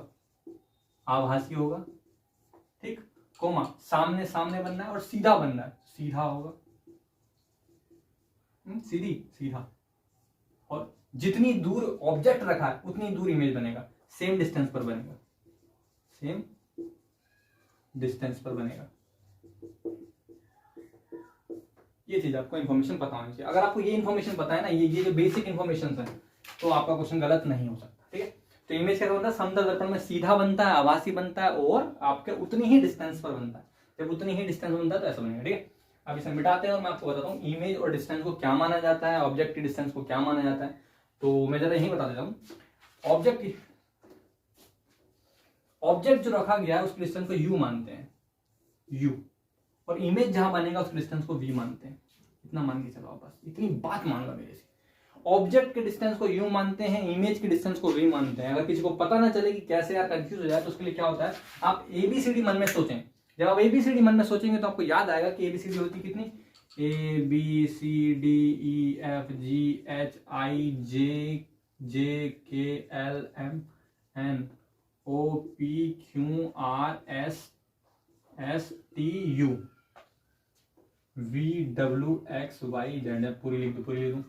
तो आप देखेंगे कि सबसे पहले एबीसीडी में यू आता है और बाद में वी आता है। और वैसे ही सबसे पहले आप शीशे में देखेंगे तो सबसे पहले आपको खुद को आना पड़ेगा, तब जाके शीशे के अंदर आपकी शक्ल दिखेगी रिफ्लेक्शन के बाद। तो सबसे पहले ऑब्जेक्ट को आना होता है, बाद में इमेज बनता है। तो ऐसे याद रखेंगे आप कि सबसे पहले ऑब्जेक्ट आता है, इसलिए ऑब्जेक्ट की मिरर से डिस्टेंस को यू कहते हैं, distance of object, distance of object from mirror, from mirror. उसके बाद इमेज आता है, तो distance of image, distance of image from mirror, from mirror, ठीक है। इतना याद रखेंगे। इसे ऑब्जेक्ट डिस्टेंस कहते हैं, इसे मिरर डिस्टेंस कहते हैं, ठीक है। अब बात करते हैं, थोड़ा सा मैं आपको फोकल डिस्टेंस के बारे में बता दूं। कर्वेचर आ रहा है क्योंकि इसमें तो फोकल लेंथ की कोई बात ही नहीं थी। फोकल डिस्टेंस के बारे में बता देता हूँ आपको। फोकल लेंथ के बारे में बताता हूं मैं आपको, देखो वही बताता हूँ कि ऐसी बात कर रहे हो आप। तो स्टार पॉइंट लगाते हैं उससे पहले मैं आपको बताऊं फोकल लेंथ किसे कहते हैं। जैसे कि अभी मैंने मैथमेटिकली थोड़ा सा यूज कर दिया था वर्ड की रेडियस ऑफ कर्वेचर को जब आप हाफ करेंगे तो आपको फोकल लेंथ मिल जाएगी, पर ऐसा नहीं है। आपका जो उसकी बेसिक डेफिनेशन है वो कुछ और है। और बेसिकली होता क्या है कि जब कभी लाइट को पैरेलली डालते हैं मुख्य अक्ष के, मतलब प्रिंसिपल एक्सिस के पैरेलल इंसिडेंट कराया जाता है लाइट को, तो लाइट जो है वो मिरर से इंटरेक्ट करने के बाद रिफ्लेक्ट होकर जहां भी प्रिंसिपल एक्सिस को कट करती है, थोड़ी बड़ी डेफिनेशन है, जहां भी प्रिंसिपल एक्सिस को कट करती है उस पॉइंट को फोकल पॉइंट कहते हैं, समझेंगे। और होता यह है कि ये अक्सर जब देखा गया ऑब्जर्व करके, तो ये हमेशा कट कर रहा था रेडियस ऑफ कर्वेचर के आधे डिस्टेंस पर। दैट्स व्हाई हम कह देते हैं कि भाई आधे पर होता है, पर बेसिकली आधे को फोकल लेंथ नहीं कहते हैं, फोकल पॉइंट धोखे से आधे पर आ रहा है, समझ रहे बात को। आधे को फोकल पॉइंट नहीं कहते हैं, आधे को फोकल पॉइंट नहीं कहते हैं, आधे को फोकल पॉइंट नहीं कहते हैं। भाई लाइट यहाँ पड़ रही है उसे फोकल पॉइंट कहेंगे, और संयोग से लाइट उसके आधे पर पड़ रही है, दैट्स व्हाई आधे को फोकल लेंथ कहते हैं, ठीक है। और कभी भी क्वेश्चन इतने स्पेशल बन सकते हैं, जैसे कि आईएएस में जो ऑप्शनल फिजिक्स लेते हैं वहां क्वेश्चन देखने को मिल जाते हैं कि मिरर को काटा गया, इससे फोकल लेंथ चेंज हो रही है। तो फोकल लेंथ चेंज होने का मतलब क्या है, लाइट इंसिडेंट होकर रिफ्लेक्ट होकर जो है वो आधे से कम या ज्यादा दूरी पर टकरा रही होगी, है ना। तो आधे कम, जैसे नॉन होमोजेनिटी वाला आएगा केस, मतलब मिरर जो है वो नॉन होमोजेनियस है, लेंस जो है नॉन होमोजेनियस है, तो उस केस में क्या है, फोकल लेंथ या फोकल डिस्टेंस चेंज हो सकती है। स्टार्ट करते हैं focal length, hashtag focal length, focal point और focal length and focal length and focal length, focal length, focal point और फोकल लेंथ मैंने आपको बता, देखो प्लेन में तो इन्फिनिटी केस छोड़ो, इन्फिनिटी का केस छोड़ो, ये एक ले लो लेंस और एक ले लो लेंस यहाँ, ठीक है। मैंने इससे कहा आपके पास पुलिस कहाँ है, बोले मेरा पुलिस यहाँ पर है, पहले इन्हें निपटा देते हैं। मतलब प्रिंसिपल एक्सिस, बोले मेरा प्रिंसिपल एक्सिस ये है, भाई क्या भैया पोल है, ये क्या है प्रिंसिपल एक्सिस, ये क्या है रेडियस ऑफ कर्वेचर नहीं सेंटर ऑफ कर्वेचर, और ये मिरर तो है ही पता है कि mm डैश माने मिरर होता है, m डैश mm डैश। हमने कहा यार अगर लाइट को इंसिडेंट कराया जाए मिरर पर बिल्कुल पैरेलल, किसके, प्रिंसिपल एक्सिस के, if light is incident over the mirror parallel to the principal axis, if the light incident over the mirror parallel to the principal axis, then after reflection, तो reflection के बाद क्या होगा, reflection के बाद क्या होगा, ये लाइट कहाँ जाएगी, ये लाइट वहां जाएगी जहां रिफ्लेक्शन लो फॉलो होगा, यहाँ जाएगी। टाइम देख लीजिए, आप बोले आपको कैसे बचना, मुझे ऐसा पता चला, इसे मिटा दो यार, ज्यादा तो नहीं बोल रहा मैं इस टॉपिक पे, बोल देता हूँ कोई दिक्कत नहीं, थोड़ा सा डेटा ही खर्च हो। मुझे ऐसा पता चला कि भैया ये है स्फीयर जिसका भाग होगा, और स्फीयर के बाद मैंने देखा कि अगर किसी पॉइंट पर, अगर किसी टेंजेंट पर, अगर किसी टेंजेंट पर, अगर किसी टेंजेंट पर नॉर्मल तुम्हें खींचना है, अगर किसी टेंजेंट पर नॉर्मल तुम्हें खींचना है तो उसको सेंटर से मिला दो, क्योंकि रेखागणित का एक नियम है, ज्योमेट्री का एक रूल है कि नॉर्मल कैसे खींचते हैं, अगर किसी टेंजेंट पर नॉर्मल तुम्हें खींचना हो तो रेडियस से मिला दो। अर्थात नियम ये होता है कि मूल बिंदु किसी स्फीयर के सेंटर को टेंजेंट से मिलाने वाली रेखा टेंजेंट पर 90 डिग्री पर होती है, तो खींच दिया। अब तुम देखो ये तल हो गया, ये 90 अंश का कोण हो गया, ये तल हो गया 90 अंश पर हो गया, तो ये नॉर्मल हो गया, इसका मतलब ये हो गया इंसिडेंट रे, तो इंसिडेंट रे का ठीक बना दिया मैंने, और नॉर्मल ये रहा, ठीक है। इंसिडेंट रे और नॉर्मल ये हो गया, तो मतलब ये हो गया आपतन कोण आई इतने ही डिग्री पर अपवर्तन कोण होता है, थोड़ा नीचे कर लो, थोड़ा नीचे कर लो, थोड़ा नीचे कर लो, थोड़ा नीचे कर लो, थोड़ा नीचे कर लो, तो ये आई हो गया आपतन कोण, आपतन कोण आई होगा इतने ही डिग्री पर अपवर्तन कोण होना चाहिए, ये मान लो ये हो गया आर, ये आर हो गया, तो यहां पर रेखा खींचेगी ऐसे, ठीक है, बिल्कुल सही बात है, कोई दिक्कत। तो ये ज्यादा डरावना लग रहा है इसलिए ये सब चीजें मिटा दी जाती हैं, होता बेसिकली यही है भाई, होता बेसिकली यही है। हमारी क्लास में किसी को नहीं पता था, पता था बहुत कम लोगों को पता था ये, मैंने ब्रॉडकास्ट करा था अपनी क्लास में 9th में 9th में जब हम लोग पढ़ते थे, स्टोरी सुना देता हूँ यार, तुम लोग लाइव तो होनी, वरना बहुत सारी स्टोरी सुनाता, लाइव पढ़ाने में मजा ही कुछ होता है, लाइव में तो गोली देके स्टोरी सुनाते रहा। तो 9th क्लास में हम थे, तो ये वाली चीज जो थी पता नहीं थी किसी को, मतलब बहुत कम लोगों को पता थी, मुझे ऐसा इसलिए लगता था क्योंकि मैंने किताब से ढूंढी थी ना, किताब पढ़ के, तो मुझे ऐसा लगता था यार किसी को पता नहीं, पता होता अलग बात है। तो मैंने सबसे पूछा भाई ऐसा क्यों होता है कि लाइट जब ऐसे जा रही है तो इसी पॉइंट पर क्यों गिरती है, फोकल पॉइंट पे। मैं बहुत ही जिज्ञासु था, और जो लोग जिज्ञासु होते हैं उनका कंपटीशन निकलता नहीं है ये भी रियल बात है, आप इस बात को अपने जहन में बसा लें। जो ज्यादा क्यूरियस होते हैं, जो ज्यादा जिज्ञासु होते हैं, जो ज्यादा वैज्ञानिकता दिखाते हैं बहुत छोटी सी क्लास में, उनका कंपटीशन नहीं निकलता यार। तो मैंने भाई उससे बोला कि भाई बता भाई क्या होता है, ये लाइट जो है फोकल पॉइंट से क्यों जाती है। ये बात तो बिल्कुल ठीक है कि फोकल पॉइंट से जाएगी, तो फोकस पॉइंट उसे कहते हैं जहां से लाइट जाएगी, पर जाती क्यों है नहीं पता था उस बच्चे को। मैंने 2-3 से और पूछा, नहीं पता था। जब 3 से नहीं पता तो मैंने स्टैटिकली प्रोबेबिलिटी केस लगा वाला, किसी को नहीं पता क्योंकि महत्तम लोगों को नहीं पता था। तो बाद में मैंने खुद ही बोर्ड पे आके मैंने बोला सर मैं कुछ बताना चाहता हूँ, फिर मैंने खुद ही बता दिया। सर बोले वेरी गुड बहुत अच्छी चीज़ है, क्योंकि फिर मैंने वहाँ बच्चों को नहीं पता था कि इस पॉइंट से नॉर्मल होता है, और ये मतलब एक अलग से होता है कंसेप्ट डेवलप करके बताना बिल्कुल अच्छे से, तो वो मैंने बताया उन्हें। वैसे क्या होता है, लाइट अगर और भी गिरेंगी पैरेलल होनी चाहिए भाई, तो इंसिडेंट होने के बाद वो इसी पॉइंट से जाएंगी, कहीं पे भी डालो आप इंसिडेंट यहीं से जाएंगी, रिफ्लेक्ट के बाद यहीं जाएंगे। तो सारी रिफ्लेक्ट बैक होने के बाद इस पॉइंट पर जाती है। तो हमने बोला यार ये तो लाइट इकट्ठी हो रही है, जब ये लाइट इकट्ठी हो रही है तो यहाँ पर इंटेंसिटी बढ़ा देंगे, यार ये तो फोकस हो रही है, इस पर फोकस कर, जूम कर, बोलते लेंस को फोकस कर। फोकस मतलब क्या, इकट्ठा होना।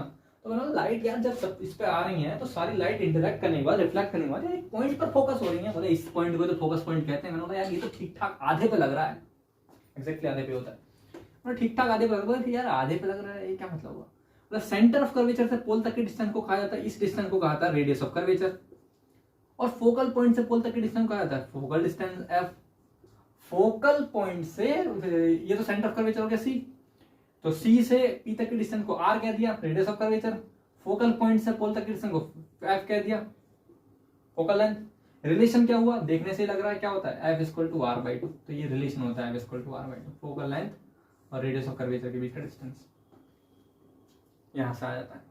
तो क्या डेफिनेशन क्या हुई फोकल लेंथ की, जब कभी light, when light incident over the reflecting mirror parallel to the principal axis, then after reflection it cross the principal axis at a particular point, all the rays, that's why that point is called focal point. जब कभी light के principal axis के parallel गिर रही होती है किस पर, मिरर पर, तो इंटरेक्ट होने के बाद रिफ्लेक्ट बैक जाके वो प्रिंसिपल एक्सिस को किसी पॉइंट पर काटती है। और ऐसा सिर्फ एक रे के साथ नहीं होता, ऐसा बहुत सारे रेस के साथ होता है। जब बहुत सारे रेस से हम पूछते हैं भाई तुम सब इसी से क्यों काटती है, तो वो बोलते हैं क्योंकि इस पॉइंट को फोकल पॉइंट कहते हैं। मतलब नहीं, काट रही हो इसलिए इसका नाम फोकल पॉइंट पड़ा है। अगर आप कहीं और काटोगे तो वहां फोकल पॉइंट होता है। ऐसा हो सकता है कि ब्रह्मांड के किसी कोने पर जाकर ऐसी भी घटना हो रही हो जहां पर मिरर कुछ ऐसा हो कि लाइट रेज जो होती है वो आधे पर ना काट कर किसी और बिंदु पर काट रहा हो, तो वहां के सारे मिरर का फोकल पॉइंट इस रिलेशन को फॉलो नहीं करेगा। समझ में आ रहा है क्या कह रहा हूं मैं? ये रिलेशन तब फॉलो हो रहा है बिकॉज लाइट रिफ्लेक्ट बैक होने के बाद फोकल पॉइंट पर इंटरेक्ट कर रही है। ये रिलेशन तब फॉलो हो रहा है, ये रिलेशन तब फॉलो हो रहा है जब कभी लाइट इंटरेक्ट करने के बाद फोकल पॉइंट पर इंटरेक्ट कर रही है। मतलब है दूसरे लेंस को लेकर, दूसरे मिरर को लेकर चलते हैं। दूसरे मिरर में भी ये रिलेशन मैं आपको दिखाता हूँ। ये डायग्राम बना लियो भैया, थोड़ी थ्योरी लिख लेना अपने हिसाब से यार, मैं लिखने का मन नहीं कर रहा है, अपने हिसाब से थ्योरी लिख लेना। मान लीजिए आपके पास कॉन्वेक्स है, ये आपके पास कॉन्वेक्स मिरर है, तो मैंने पॉलिश कर दो भैया तभी तो मिरर बनेगा। पॉलिश कर दिया मैंने, बोला भाई तुम्हारा सेंटर ऑफ कर्वेचर क्या, बोला कि तो प्रिंसिपल एक्सिस, क्या कहते हैं इसे, प्रिंसिपल एक्सिस। प्रिंसिपल एक्सिस किस दिया भैया, मैंने ये क्या बोला, पोल है भाई। सेंटर ऑफ कर्वेचर कहाँ होगा, बोला यार ये तो यहाँ होगा भाई। मैंने बोला सेंटर ऑफ कर्वेचर जब यहाँ होगा तो ऑब्जेक्ट कहाँ रखूं, यहाँ? बोला नहीं, आप यहाँ रखेंगे तो लाइट तो इस पर पड़ेगी और ये तो एब्जॉर्बिंग पॉलिश है। तो इसका मतलब सेंटर ऑफ कर्वेचर जो होता है कॉन्वेक्स में इधर होता है और ऑब्जेक्ट रखना होता है यहाँ, कैसा, 90 डिग्री पर। तो ये ऑब्जेक्ट का नाम क्या हो गया, ओ डैश। अब नहीं बता रहा हूँ, मैंने ऑब्जेक्ट होता है। अब लाइट जो है यहां से आती है, पहली लाइट किरण यहां गई और रिफ्लेक्ट बैक हो गई। कैसे, ऐसे। कैसे पता चला, इस पॉइंट पर नॉर्मल खींचना, जब भी किसी कर्ड क्रिस्टल पर, जब भी कभी किसी कर्ड मिरर पर नॉर्मल खींचना हो तो सेंटर ऑफ कर्वेचर से मिला देते हैं।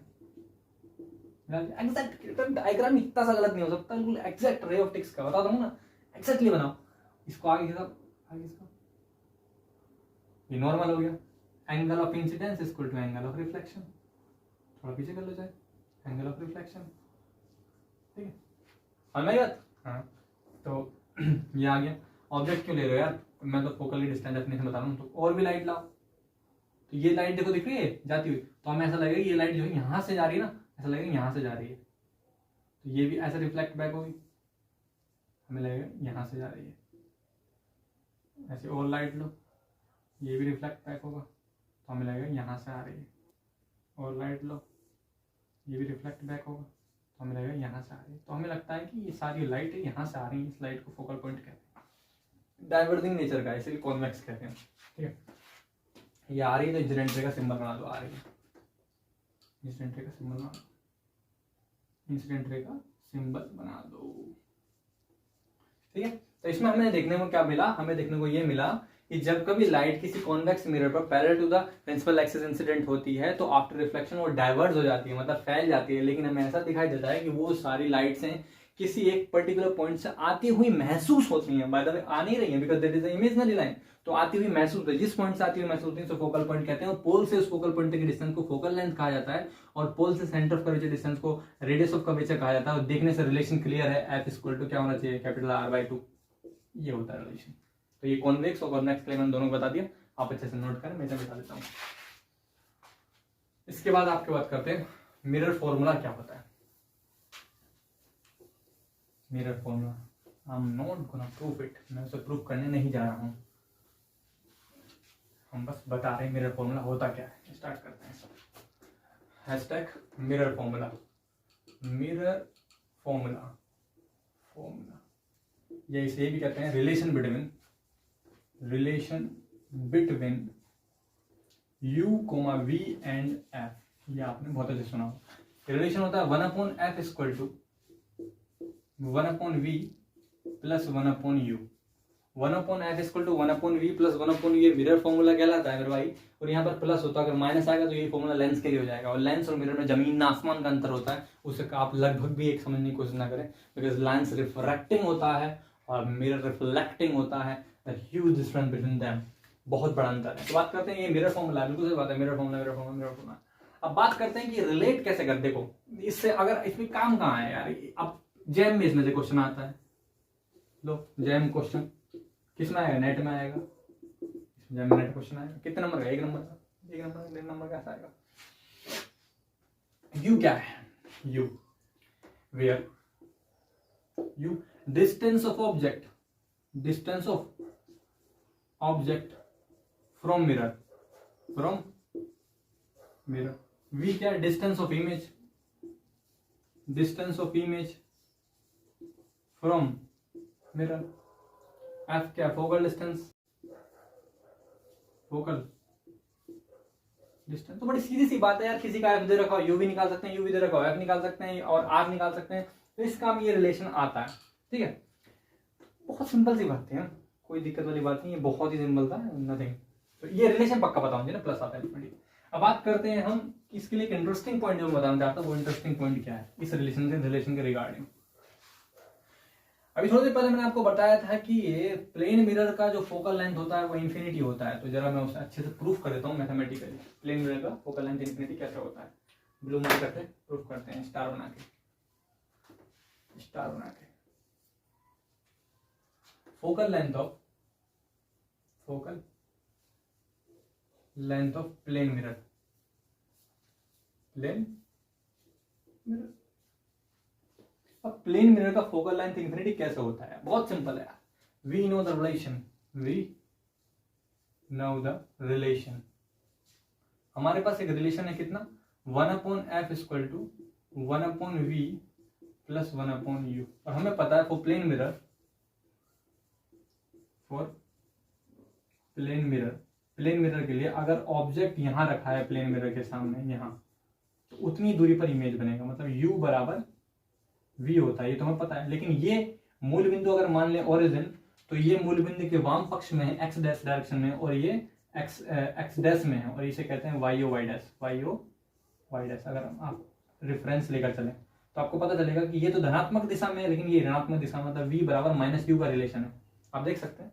और देखो ना जरा यार, तुम मैं क्या कहता हूँ, मैंने कहा कि यार इसमें कोई दिक्कत नहीं है कि u और v का मैग्नीट्यूड सेम होगा, u का मैग्नीट्यूड बराबर v का मैग्नीट्यूड होगा, कोई टेंशन नहीं। लेकिन रिलेशन बाद में v equal to minus u है, u equal to minus v, ठीक है। डायरेक्शन अलग अलग है, तो क्या वो आपकी स्वतंत्रता है कि आप अपनी स्वेच्छानुसार क्या रखना चाहते हैं। आप v को नेगेटिव रखना चाहते हैं, आप u को नेगेटिव रखना चाहते हैं। पर मेरा विवेक ये कहता है कि अगर हम रेफरेंस कोऑर्डिनेट सिस्टम लगाएं तो positive X direction, negative X direction, तो u को नेगेटिव होना चाहिए, तो v equal to minus u।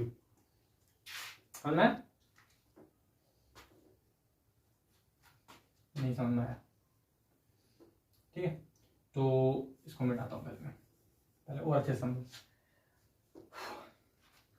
Coordinate geometry अगर आपने पढ़ी हो तो इसे कहते हैं एक्स एक्सिस। ये होता है पॉजिटिव एक्स एक्सिस, ये होता है नेगेटिव एक्स एक्सिस। ये पॉजिटिव वाई एक्सिस, ये नेगेटिव वाई एक्सिस। तो इस दिशा में चलते हैं तो आपको पॉजिटिव चीजें मिलती हैं, इस दिशा में चलते हैं आपको नेगेटिव चीजें मिलती हैं। ऊपर जाएंगे पॉजिटिव चीजें मिलती हैं, नीचे आएंगे नेगेटिव चीजें मिलेंगी। तो नेगेटिव चीजें मिलती है, तो अब देखेंगे यू कहाँ है, नेगेटिव डायरेक्शन में, वी क्या पोजीशन है, तो मैग्नीट्यूड सेम होगा, यू का मैग्नीट्यूड इक्वल टू वी का मैग्नीट्यूड, लेकिन डायरेक्शन यू की नेगेटिव होगी, तो minus u equal to v. इस चीज को यूज करेंगे, तो v का मान माइनस यू रखेंगे, तो कितना हो जाएगा 1/f इक्वल टू v का मान माइनस यू रखेंगे, माइनस का 1/u प्लस का 1/u, इससे कैंसिल हो गया, 0 आ गया, 1/f इक्वल टू 0 आ गया। उसको उल्टा करेंगे, एम्प्लाइज f इक्वल टू 1/0, तो implies f equal to infinity, which we have already proved. इसको हमने पहले ही प्रूव कर लिया था कि इसकी जो क्या बता मैंने, इसका फोकल लेंथ इन्फिनिटी होता है, ठीक है। अगर आपको फ्रेम का समझ में नहीं आ रहा है तो मैं फ्रेम को थोड़ा और अच्छे से बता देता हूँ, फ्रेम को कैसे लेते हैं ताकि कंसेप्ट पूरा ही क्लियर हो जाए। फ्रेम लेके चलते हैं, frame frame frame frame frame frame frame frame frame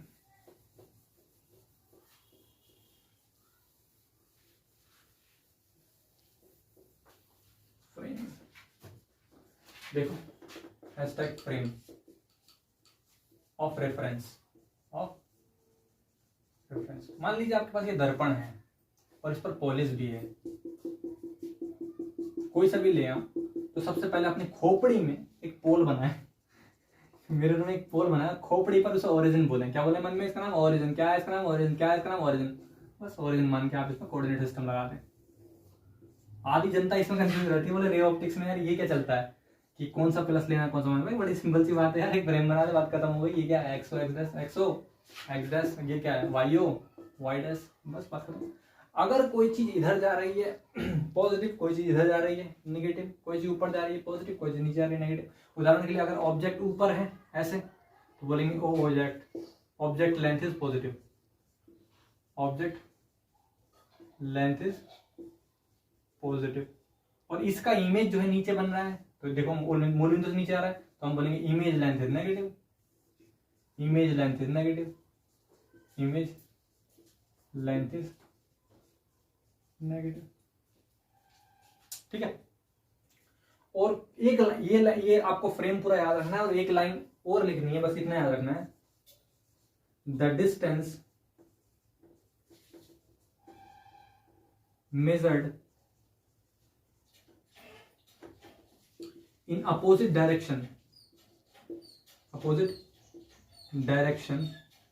of incident ray is taken with negative sign, with negative sign। जो भी दूरियां ली जाएंगी लाइट की अपोजिट डायरेक्शन में, वो नेगेटिव ली जाएंगी। ये लाइन जो है समेट देती है पूरे फ्रेम ऑफ रेफरेंस को, क्योंकि पूरी ऑप्टिक्स अगर आप ध्यान से पढ़ें तो लाइट इधर से ही पड़ेगी। पूरी ऑप्टिक्स अगर ध्यान से पढ़ें तो लाइट इधर से ही पड़ेगी, लाइट इधर से ही पड़ेगी, लाइट इधर से ही पड़ेगी। और मूल बिंदु से दूरी नापी जाती है। जब मूल बिंदु से दूरी नापी जाती है तो सीधी सी बात है, अगर मैं ऑब्जेक्ट के डिस्टेंस नापने आऊंगा तो मैं इधर चलूंगा, अगर मैं इमेज की डिस्टेंस नापने आऊंगा तो मैं इधर चलूंगा, अगर मैं किसी की भी डिस्टेंस नापने आऊंगा तो मैं इधर चलूंगा। और आप देखेंगे कि मैं लाइट की डायरेक्शन के अपोजिट डायरेक्शन में चल रहा हूं और मैं लाइट की डायरेक्शन में अपोजिट डायरेक्शन चल रहा हूं, तो ये नियम कहता है नेगेटिव साइन लो, और मेरा कोऑर्डिनेट फ्रेम ऑफ रेफरेंस भी कहता है नेगेटिव साइन लो। बात समझ आ रही? तो ये इस चीज से आप डायरेक्ट भी नेगेटिव साइन ले सकते हैं, और आप यहाँ ये भी सोच सकते हैं, बस एक लाइन याद करके, the distance measured opposite to the incident ray is taken as negative sign. The distance measured in opposite direction of the incident ray is taken with a negative sign. The distance measured in the opposite direction of the incident ray is taken with a negative sign। बिल्कुल सही बात है। Incident ray के negative direction लोगे तो opposite direction लोगे तो negative sign साथ लेना पड़ेगा, कि आपका साइन कन्वेंशन है। और अगर आपको ये समझ में आ जाता है तो आपका क्वेश्चन कभी भी गलत नहीं हो सकता। बार हम 3-4 क्वेश्चन करेंगे तो उसमें और अच्छे समझ में जाएगा, ठीक है। इसे मिटाता हूँ, इमेज फॉर्मेशन की तरफ चलते हैं। आई होप आप लोगों को समझ में आ रहा होगा मैं क्या मेजर हूँ। इसे और बता देता हूँ, मैं स्टाइल लिख देता हूँ। The image formed by imaginary line called imaginary image। जो इमेज इमेजिनरी लाइन से मिलकर बनेगा, मतलब जो इमेज सीधी सीधी लाइन से बनेगी उसे कहेंगे रियल इमेज, जो डॉट डॉट लाइन द्वारा बनेगी उसे कहेंगे आभासी इमेज। क्या कहेंगे? आभासी इमेज, ठीक है। तो ये आई होप समझ में आ गया होगा। इसमें मैं मिटाता हूँ और हम चलते हैं अब इमेज फॉर्मेशन की तरफ, कि कितने टाइप की इमेज बन सकते हैं, ठीक है। क्योंकि कितने टाइप की इमेज बन सकते हैं उसी से क्वेश्चन आ जाता है। कहाँ पर आएगा? वो क्वेश्चन आएगा एमसीक्यू पर। जब आता है तो गलत हो जाता है। स्टार्ट करते हैं, इसे मिटाते हैं और बात करते हैं लॉज ऑफ इमेज फॉर्मेशन। प्रतिबिंब बनने के नियम क्या होते हैं? Laws of image formation.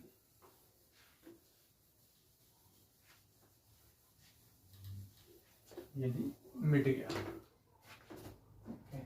Hashtag laws of image formation, image formation, image formation के नियम क्या होते हैं रॉय? तो बड़ी सिंपल सी, पहला नियम क्या है, अगर कोई लाइट वेव पैरेलल जा रही है, तो रिफ्लेक्शन के बाद फोकल पॉइंट से जाएगी, जैसे कि मैंने आपको बता दिया था पहले भी। और वो चीज जो थी वहां तो थी, यहाँ लॉज में भी है तो लिखना पड़ेगा। If any light wave incident parallel to the principal axis, then after reflection it goes through focal point। मान लीजिए आपके पास मिरर ये है, आपके पास मिरर ये है, आपके पास मिरर ये है, आपके पास मिरर ये है, तो पॉलिश करूं क्या यार? कर देता हूं, तुम कह रहे हो तो सिर्फ तुम्हारी खुशी के लिए।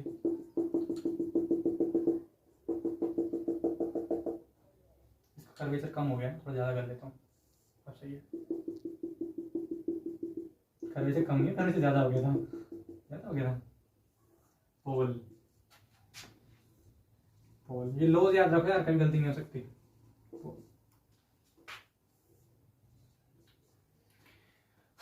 If a light wave incident parallel to the, ओ यार सारे उत्तरी बना दिए मैंने, तो अवतरी बना दिया यार, बड़ी गलत बात है ये तो, दिमाग कहाँ है? बता नहीं लग रहा था तुम लोग। एक्चुअली यार वीडियो तो पहले भी डल सकती थी, वो थोड़ी शादी वादी हो रही थी पड़ोसियों में, तो आवाज ज्यादा कर रहे थे। क्या फायदा तुम यहाँ पढ़ रहे हो, बढ़ता आवाज चल, सही है, गाने की आवाज आ रही है, कोई फायदा नहीं है। जब इंपॉर्टेंट चीज चल रही है और समझ में आ रहा है तो फिर ढंग से पढ़ना चाहिए ना।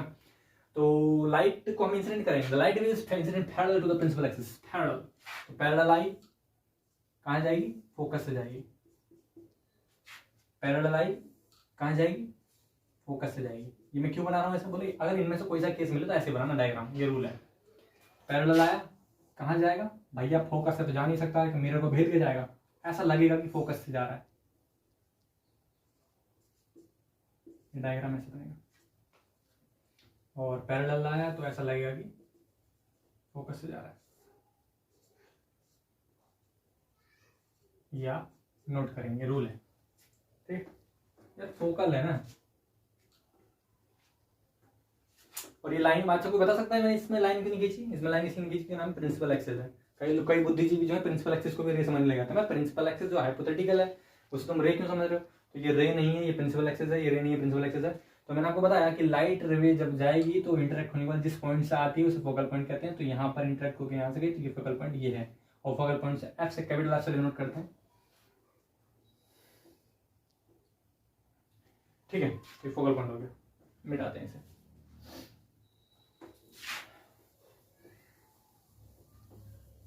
ये तो पहला लॉ हो गया, दूसरे लॉ की तरफ चलते हैं।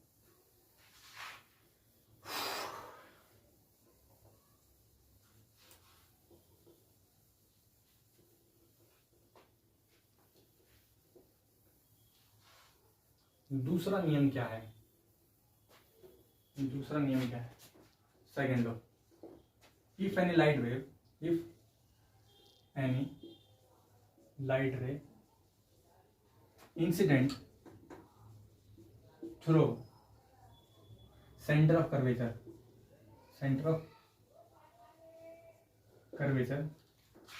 then after reflection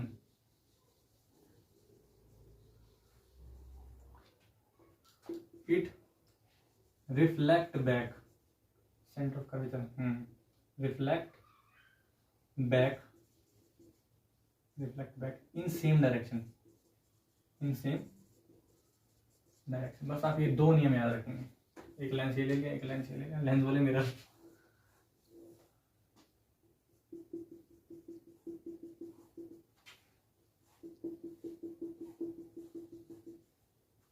ये तुम आपको पता प्रिंसिपल एक्सिस यार बार बार बताना पड़े, जिसे बोल कहते हैं।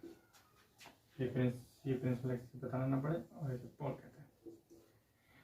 इसका सेंटर ऑफ कर्वेचर कहाँ होगा? यहाँ होगा। मैंने नियम क्या बताया? अगर कोई सेंटर ऑफ कर्वेचर पर इंसिडेंट होता है तो वापस लौट जाएगा। और यहाँ भी इसका सेंटर ऑफ कर्वेचर कहाँ होगा? यहाँ होगा। क्यों होगा? क्योंकि स्फीयर बनेगा। ठीक है, अब नियम क्या है? सेंटर ऑफ कर्वेचर कोई चीज इंसिडेंट होती है टकराने के बाद वैसे ही वापस लौट जाएगी,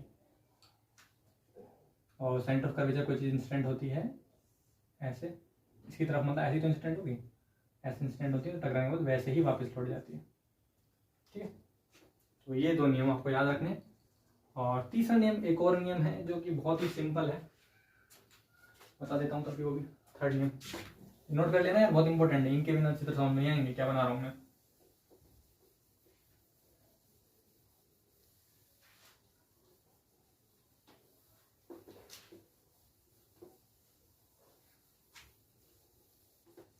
फॉर्मेशन मिल गया। थर्ड लॉ देखते हैं, formation, FORMATION, formation. Third point है, if any light ray incident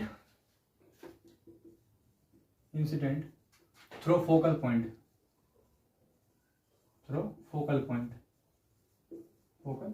अगर कोई लाइट रे फोकल पॉइंट से इंसिडेंट हुई है, then after reflection it becomes parallel to the principal axis, बेटा ये मुफ्त में चल रही है, समझ लो, ये सही बता रहा हूँ मैं तुम्हें। किसी के दिमाग में मुकालता हो कि जी यूट्यूब से पैसे चल रहे हैं, ऐसा कुछ कैसा तो कुछ है ही नहीं दूर दूर तक। मैं जो उन विद्यार्थियों के लिए कह रहा हूँ जिनके लिए पढ़ाया जा रहा है कि ये भाई मुफ्त में चल रही है। यहाँ तो मैं ये गोली भी दे सकता था कि बेटा पढ़ लो 10th में से, पर ऐसा नहीं हुआ। मैंने जबरदस्ती रिफ्लेक्शन पढ़ा रहा हूँ। क्यों? क्योंकि मैं नहीं चाहता कि बात खराब हो जाए। नंबर आना चाहिए, नंबर ये रैंक आनी चाहिए ना, अच्छी शानदार रैंक आनी चाहिए। तो खराब मत कर देना यार मेहनत। क्या था पॉइंट? क्या था? फोकल पॉइंट ले लो एक। अगर कोई लाइट में फोकल पॉइंट इंसिडेंट होगी तो रिफ्लेक्शन मत पैरेलल हो जाएगी। किसके? प्रिंसिपल एक्सिस के। कैसे पैरेलल होगी? देखो इसे पैरेलल होगी।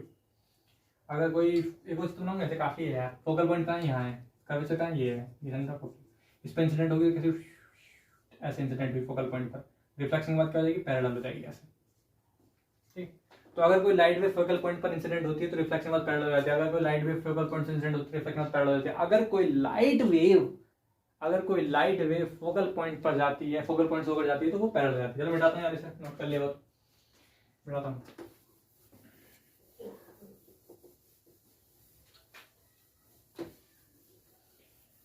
इमेज फॉर्मेशन के रूल हो गए। अब चलो इमेज बनाएंगे और रिफ्लेक्शन के एक दो न्यूमेरिकल करेंगे और रिफ्लेक्शन हमारा समाप्त हो जाएगा। पहले अच्छे से मिटा लेते हैं, फिर इमेज बनाएंगे बहुत ही शानदार तरीके से। ठीक, अच्छे से मिटा लेते हैं। पहले मिट गया।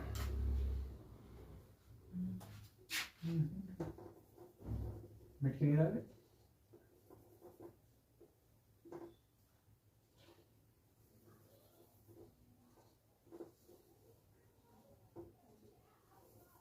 ये नहीं मिटेगा। ओके, अब बात चल रही है कि मैं 9th में था तो मैं कैसे याद कर रहा था। इमेज के जो लॉज हैं, अगर किसी को याद ना हो रहे हैं तो उसके लिए फंडा है मेरे पास, बहुत अच्छा शानदार था। गिर मत भाई। जब मैं 9th में था तो मैं ऐसे याद करता मेरे भाई, सिंपल सा नियम है। पैरेलल आएगा फोकस से जाएगा, पैरेलल आएगा फोकस से जाएगा। अरे बड़ा अच्छी जगह रट दिया था मैंने यार 9th 10th में। पैरेलल आएगा फोकस से जाएगा, फोकस से आएगा पैरेलल जाएगा। देखो कितना नियम। पैरेलल आएगी फोकस से जाएगी, पैरेलल आएगी फोकस से जाएगी, पैरेलल, ये डायग्राम समझना है नहीं तो मामला खत्म है। पैरेलल आएगी फोकस से जाएगी, पैरेलल आएगी फोकस से जाएगी, पैरेलल आएगी फोकस जाएगी, फोकस से आएगी पैरेलल जाएगी, फोकस से आएगी पैरेलल जाएगी। समझ बात को? पैरेलल आएगी फोकस से जाएगी, पैरेलल की कौन आएगी बे? लाइट रे की बात चल रही है ना। पैरेलल आएगी फोकस से जाएगी, पैरेलल आएगी फोकस से जाएगी, पैरेलल आएगी फोकस से जाएगी, फोकस से आएगी पैरेलल जाएगी, फोकस से आएगी पैरेलल जाएगी, फोकस से आएगी पैरेलल जाएगी। बस सी से आएगी सी से जाएगी, सी से आएगी सी से जाएगी। सी माने क कोई कुछ नहीं बिगाड़ सकता उसका। सी से आएगी सी से जाएगी, सी से आएगी सी से जाएगी। बात खत्म हो गया। चलो आगे चलते हैं। अगला पॉइंट है अपना इमेज फॉर्मेशन, ठीक, hashtag image formation, image formation, formation. तो केस बाय केस चलते हैं। First case when object is eight infinite, अगर ऑब्जेक्ट अनंत पर हो। एक एक डायग्राम को बहुत ही स्मूथली बना रहा हूं मैं, समझना।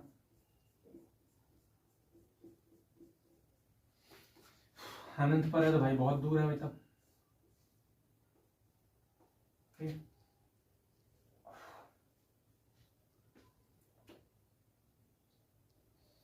सेंटर ऑफ कर्वेचर यहां मान लेते हैं सी, फोकल पॉइंट यहां मान लेते हैं। एक लाइट वेव तो फोकल लेंथ से जाएगी, पैरेलल हो जाएगी, और दूसरी लाइट वेव सी से जाएगी, सी से आएगी। तो जो लाइट वेव सी से जाएगी और सी से आएगी, थोड़ा सीधा बना यार, तो जो सी से आएगी और सी से जाएगी वो तो चली गई। देखो पहली फोकल पॉइंट से गई तो पैरेलल हो गई, दूसरी सी से गई, सी से वापस आ गई। तो ये जहां कटती हैं लाइट है वहां इमेज बनता है। तो ये इमेज बन गया। कैसा इमेज बनता है? आई, यहाँ इंफॉर्मेशन मतलब ब्रैकेट में लिख रहा हूँ, ठीक है, हर डायग्राम के साथ। इमेज कैसा बनेगा? छोटा बनेगा, ठीक है। इमेज कैसा बनेगा? छोटा। छोटे को क्या कहते हैं इंग्लिश में? शॉर्ट। अच्छा नहीं लग रहा यार इंग्लिश, शॉर्ट अच्छा लग रहा। कैसा कहना चाहिए? शॉर्ट को शॉर्ट ही कहते हैं ना, short image.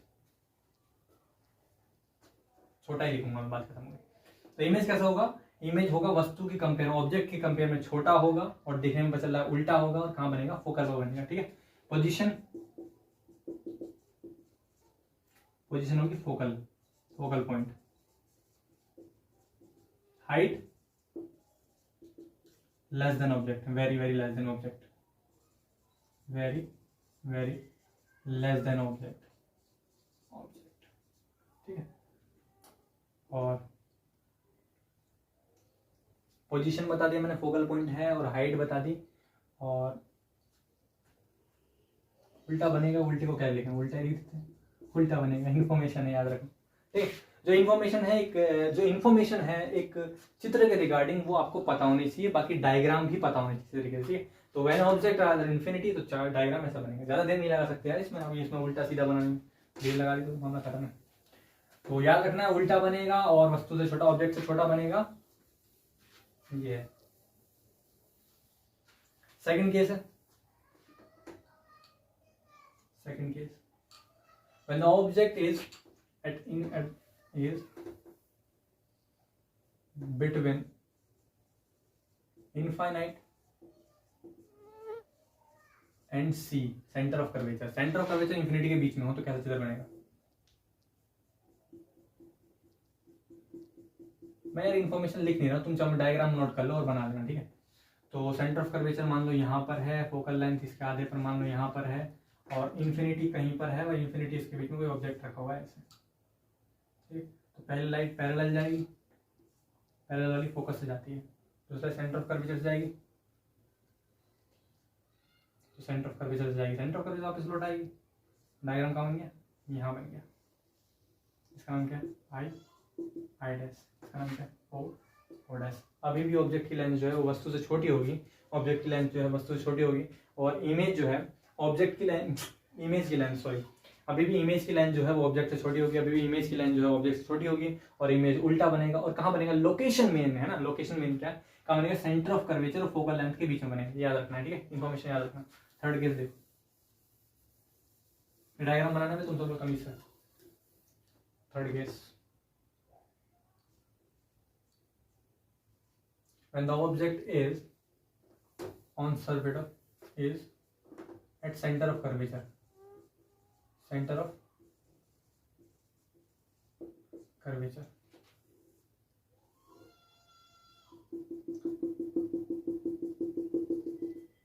Centre of curvature देखो कहाँ है? सेंटर ऑफ कर्वेचर मान लीजिए यहाँ पे, यहीं पर ऑब्जेक्ट रखते हैं। कौन रो रहा है? O dash. पहली लाइट गई ऐसे पैरेलल, कहाँ जाएगी? फोकस से जाएगी। दूसरी लाइट कहाँ जाएगी? फोकस से जाएगी। कहाँ जाएगी? पैरेलल हो जाएगी, ठीक है। तो जो लाइट पैरेलल गई वो फोकस जाएगी, और जो फोकस से गई वो पैरेलल हो जाएगी। कहाँ कटेंगे? फोकल पॉइंट पर। इमेज कहाँ बनी? एग्जैक्ट सेंटर ऑफ कर्वेचर बनती है, इसे कहते हैं आई डैश। ठीक है, तो देख सकते हैं आप, बिल्कुल इन्फॉर्मेशन, इसकी इन्फॉर्मेशन बतानी चाहिए। तो ये चीज इंपॉर्टेंट स्टार पॉइंट है। When the object is put on, या एट लिख दो, एट सेंटर ऑफ कर्वेचर,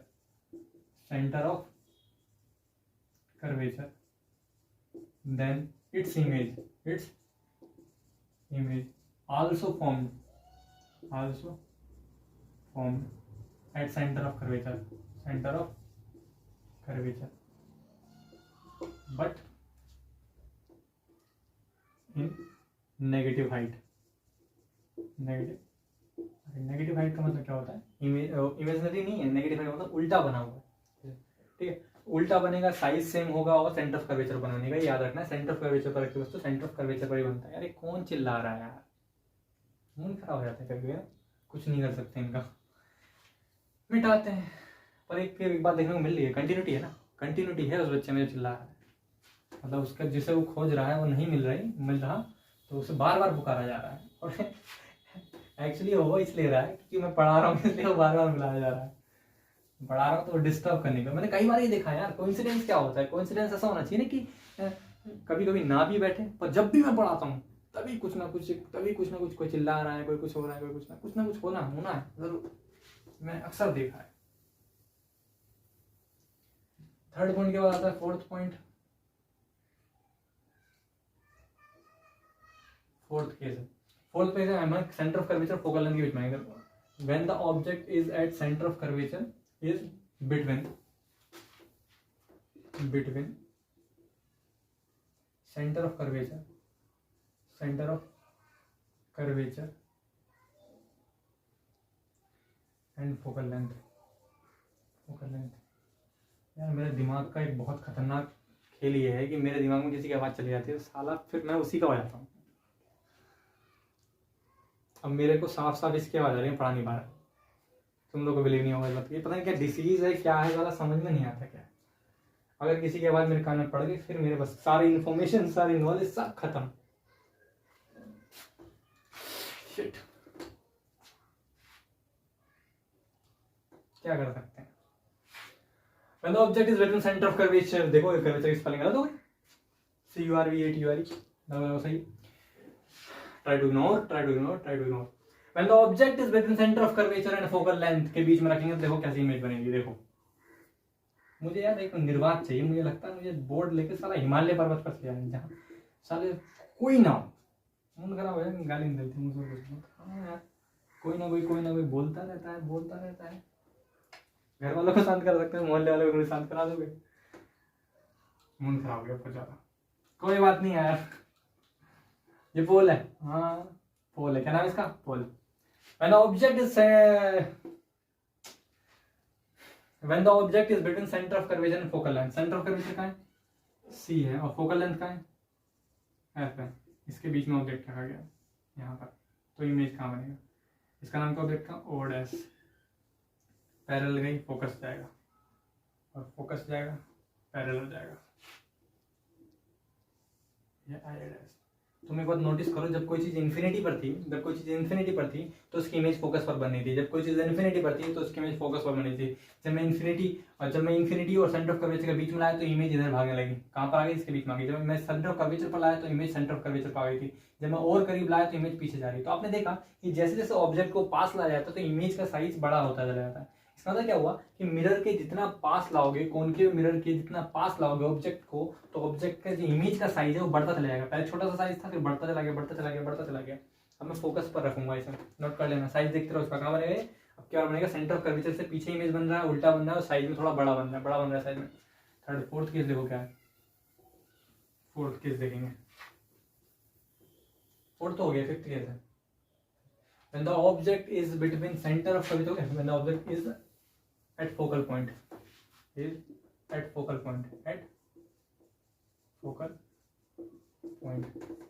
पर रखा हो तो कैसे बनेगा देखेंगे। फोकल पॉइंट पर रखा हो तो कैसे बनेगा देखते हैं।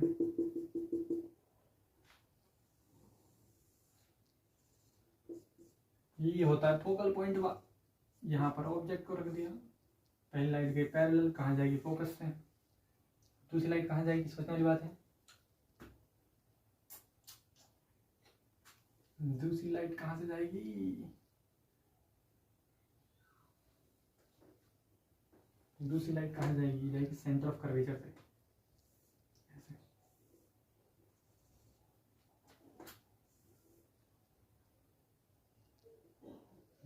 पैरेलल गई, पैरेलल वापस आ गई, पैरेलल गई, रिफ्लेक्ट बैक हो गई। अगर कोई ये इमेज ऑब्जेक्ट है ओ डैश, अगर ये ऑब्जेक्ट है ओ डैश, अगर कोई ऑब्जेक्ट ओ डैश है, इसके यहाँ से लाइट वेव गई तो लाइट वेव क्या हुई, इससे जाने के बाद रिफ्लेक्ट बैक हुई। अगर कोई चीज़ पैरेलल जाती है तो वो कहाँ जाती है, फोकस से होकर जाती है, तो पैरेलल का फोकस से होकर गई। और दूसरी अगर कोई सेंटर ऑफ कर्वेचर से होकर जाएगी तो जब सी दी गई, सेंटर ऑफ कर्वेचर सामने पड़ रहा है सी, तो सी से गई तो सी से ही वापस लौट आती है, ये होगी वापस लौट आएगी। दोनों लाइट्स पैरेलल हैं तो कहाँ पर इंटरसेक्ट करेंगे, इन्फिनिटी पर। इन्फिनिटी तो ऑब्जेक्ट का बनेगा, ऑब्जेक्ट का साइज इन्फिनिटी पर बनेगा। इन्फिनिटी पर बनने के बाद साइज में बहुत बड़ा होगा ऑब्जेक्ट के कंपेयर में। यार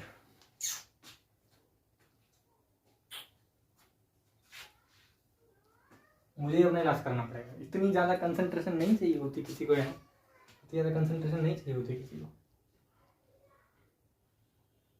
साफ साफ आवाज आ रही है।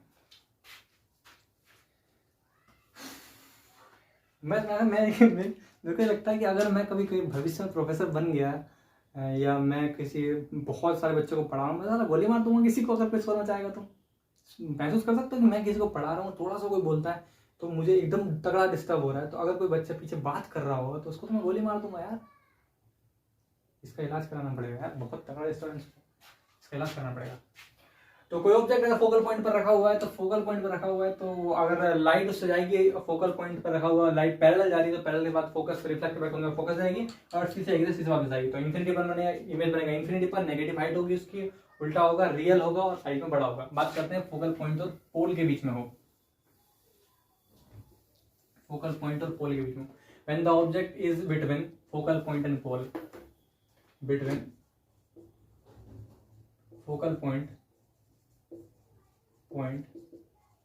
एंड पोल, फोकल पॉइंट और पोल के बीच में रखा हो तो कैसा चित्र बनेगा देखेंगे।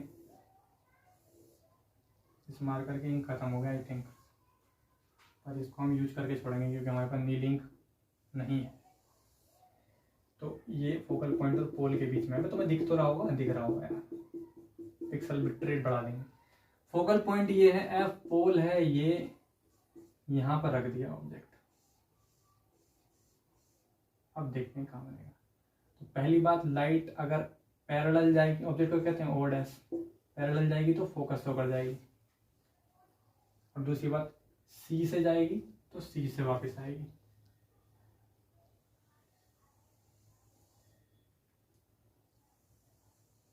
डायग्राम सब अच्छे बनने हैं, ऐसी बात नहीं, इंक का थोड़ा महत्व कम दिखाई दे रहा है।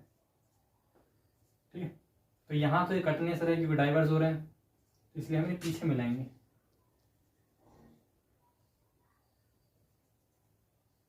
और ये इमेजनरी लाइन से बन रहा है इसलिए इमेज भी इमेजनरी बनेगा, आई डैश, और वस्तु से बड़ा बनेगा।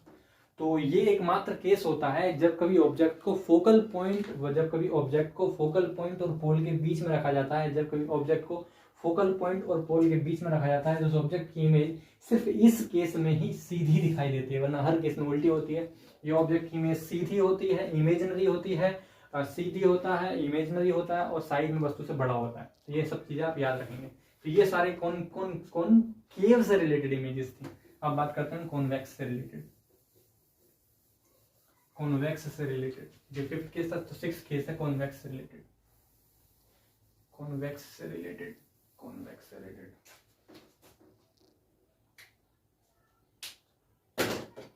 कॉन्वेक्स से related sixth case, when the object is placed in front of convex mirror, convex mirror, mirror, convex mirror के सामने रखा हो तो देखो इमेज कैसा होगा। ये मान लीजिए convex mirror है, तो सबसे पहली बात मैंने आपको बताया convex mirror का सेंटर ऑफ कर्वेचर कहाँ होता है, यहाँ होता है, फोकल पॉइंट कहाँ होता है, यहाँ होता है। जब सेंटर ऑफ कर्वेचर इधर है, फोकल पॉइंट इधर है, जब हर चीज इधर है तो मैं रेफरेंस कहाँ से दूं? क्योंकि अगर मैं ऑब्जेक्ट इधर रखता हूं तो लाइट इधर से थोड़ी पड़ेगी, अगर पड़ेगी तो एब्जॉर्बिंग सरफेस है। यही कारण है कि कॉन्वेक्स के केस में केस ही नहीं है, सिर्फ एक है कि अगर कोई चीज कॉन्वेक्स के सामने रखी हो, क्योंकि कॉन्वेक्स के सामने जब हम रखते हैं ना वहाँ फोकल पॉइंट होता है ना ही सेंटर ऑफ कर्वेचर होता है, तो कहीं भी रखेंगे तो ये बस एक ही केस आएगा, ठीक है। तो इसके एक ही डायग्राम को आप अच्छे से समझेंगे। अब इसके एक ही डायग्राम को अच्छे से समझेंगे।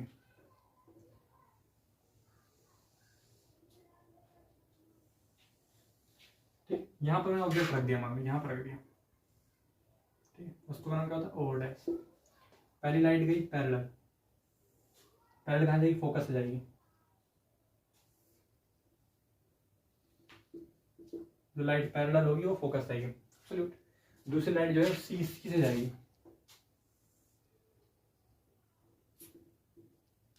जो सी से जाएगी सी से वापस जाएगी, ठीक। ये दोनों कहाँ कटेंगे, यहाँ कटेंगे, और यहाँ पर क्या बनेगी, इमेजिनरी इमेज बनेगा, इमेजिनरी आई डैश। तो आपको देखने को मिलेगा, कि ऑब्जेक्ट कहीं भी रखा हो कॉन्वेक्स मिरर के सामने, कॉन्वेक्स मिरर के सामने ऑब्जेक्ट कहीं भी रखा हो, उसकी इमेज हमेशा छोटी बनेगी, इमेजिनरी बनेगी, सीधी बनेगी, और फोकल पॉइंट और पोल के बीच में बनेगी। ये पोल है और फोकल पॉइंट के बीच में बनेगी, इससे आगे नहीं जा सकती। तो जैसे जैसे आप पास लाओगे तो ऊपर साइड इमेज का साइज बढ़ेगा, और इधर की तरफ खिसकेगी, शायद आई थिंक शिफ्ट होगी, देखो जरा ऐसा लाओगे, यहाँ से इमेज लाइट इधर की तरफ खिसकेगी, उधर की तरफ नहीं जाएगी। कितना पीछे लाओगे उधर, बिल्कुल सही बात है।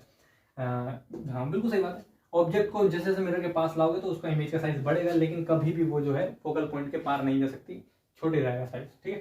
तो ये आपका सिर्फ एक केस है, इसे अच्छी तरीके से समझें, और इमेजिनरी बनती है। फिर आप समझ लें अगर आपके पास कॉनकेव मिरर है, कॉनकेव मिरर में सारे केसेस में रियल इमेज बनते हैं, कॉनकेव मिरर में सारे केसेस में रियल इमेज बनते हैं, बशर्ते सिर्फ एक केस है जब कभी ऑब्जेक्ट फोकल पॉइंट और पोल के बीच में रखा हो, उस केस को छोड़कर, ठीक है। लेकिन यहाँ पर क्या होगा कि यहाँ पर हमेशा ही कॉन्वेक्स मिरर में इमेजिनरी इमेज ही बनती है, ठीक है। आप नोट कर ले, मैं मिटा देता हूँ इसे, इंक डाल लेते हैं यार, इंक का वर्क होगा। तो ये हो गया, अब हम थोड़ा पढ़ लेते हैं और 1-2 क्वेश्चन करेंगे और ये कंप्लीट हो जाएगा।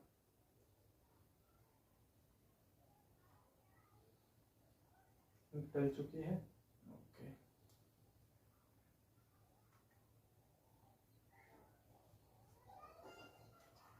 डल चुकी है,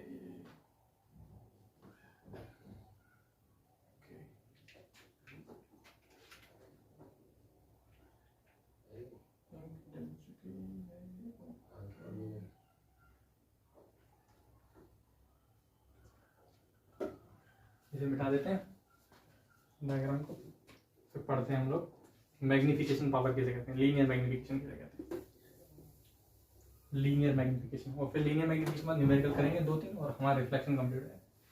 लीनियर मैग्निफिकेशन, ठीक है। Linear magnification power, linear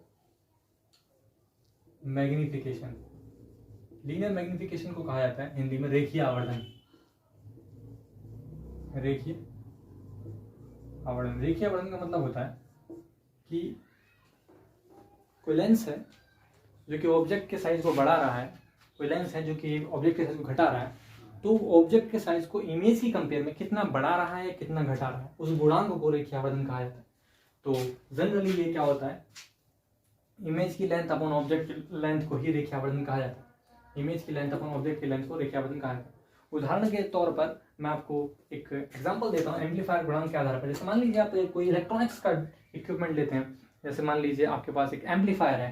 amplifier device का क्या वर्क होता है, एम्पलीफायर डिवाइस का वर्क होता है आपका अगर कोई सिग्नल जा रहा है तो सिग्नल का वो बढ़ाएगा। मान लीजिए आपके पास एम्पलीफायर है, एग्जाम्पल दे रहा हूँ मैं आपको बस।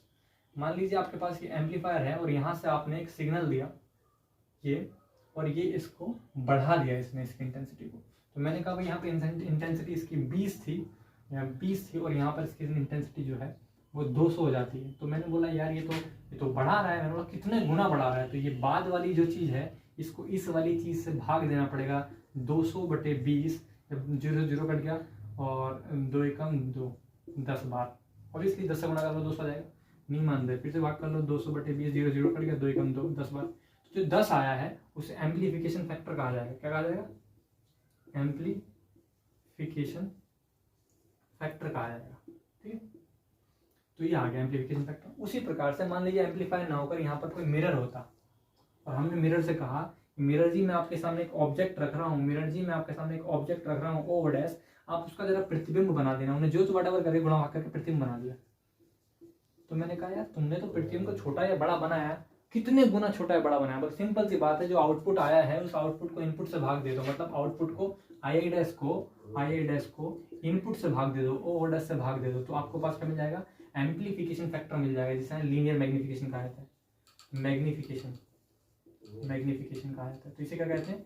इमेज की length, length of image upon object की लेंथ, और लेंथ ऑफ ऑब्जेक्ट इमेज की लेंथ अपॉन ऑब्जेक्ट की लेंथ के रेशियो को मैग्निफिकेशन पावर कहा जाता है। ठीक है, ये तो बस समझाने का तरीका था, मिटाते हैं इसे और मैथमेटिक्स की तरफ जाते हैं, कहना कैसा है।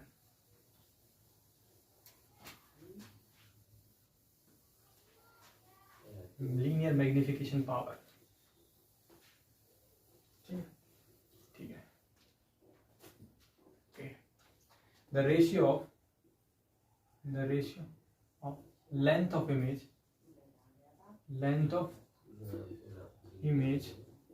I dash with the length of image with the length of object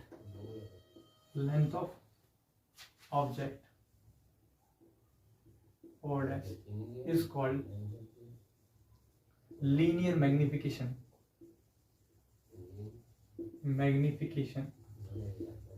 power M of the given mirror,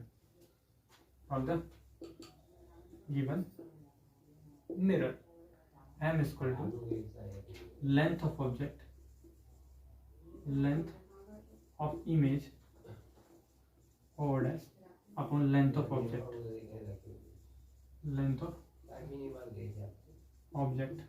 I dash। तो ये हो गया M is equal to ओए image I dash O dash, तो ये हो गया I dash upon O dash. ठीक है, इसे लीनियर मैग्निफिकेशन पावर कहा जाता है। हम इसके रिगार्डिंग थोड़ा सा वो भी कर लेते हैं, क्या कहते हैं उसे, डेरिवेशन कर लेते हैं, बिकॉज ये फॉर्मूला यूज कम होगा।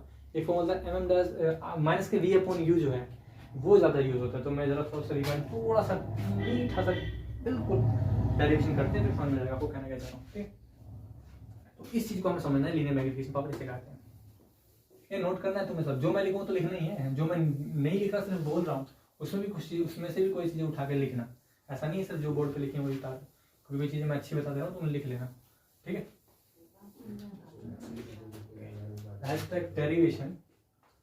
डेरिवेशन फॉर लीनियर मैग्निफिकेशन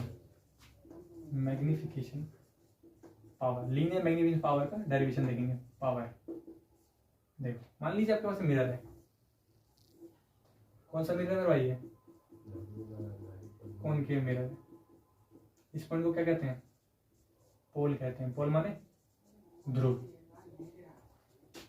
अब इसके सामने यहाँ कोई ऑब्जेक्ट रखा है, पैरेलल गई ऐप से जाएगा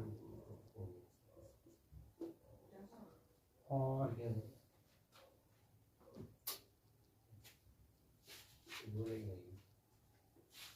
कोई सा भी एक डायग्राम ले लो ना यार, मैं फोकस से ले लेता हूँ, फोकस से क्या पैरेलल हो जाएगा।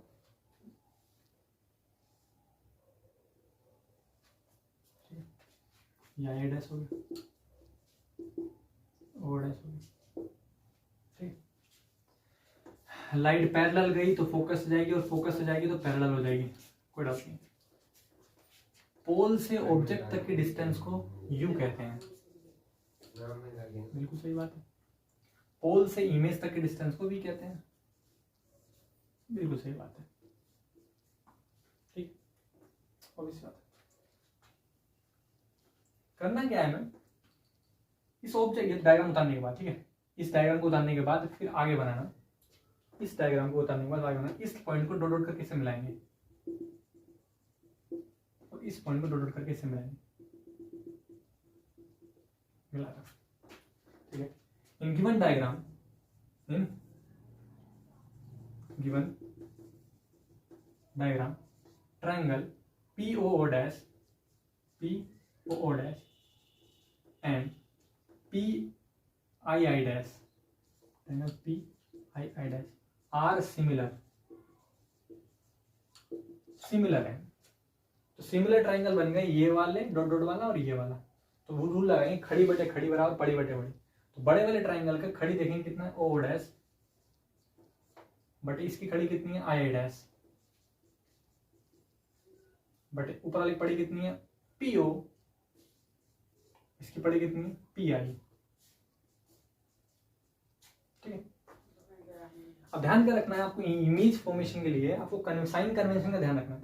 मैंने आपको बताया कि सारी लाइटें इधर पड़ रही हैं, सारी लाइटें जब इधर पड़ रही हैं, सारी लाइटें जब इधर पड़ रही हैं, तो जो डिस्टेंस इसके अपोजिट में नापी गई है, मतलब PO की बात कर रहा हूं मैं, PO की बात कर रहा हूं मैं, PO की बात कर रहा हूं मैं, और PI की बात कर रहा हूं, दोनों अपोजिट नापी गई तो दोनों निगेटिव हैं।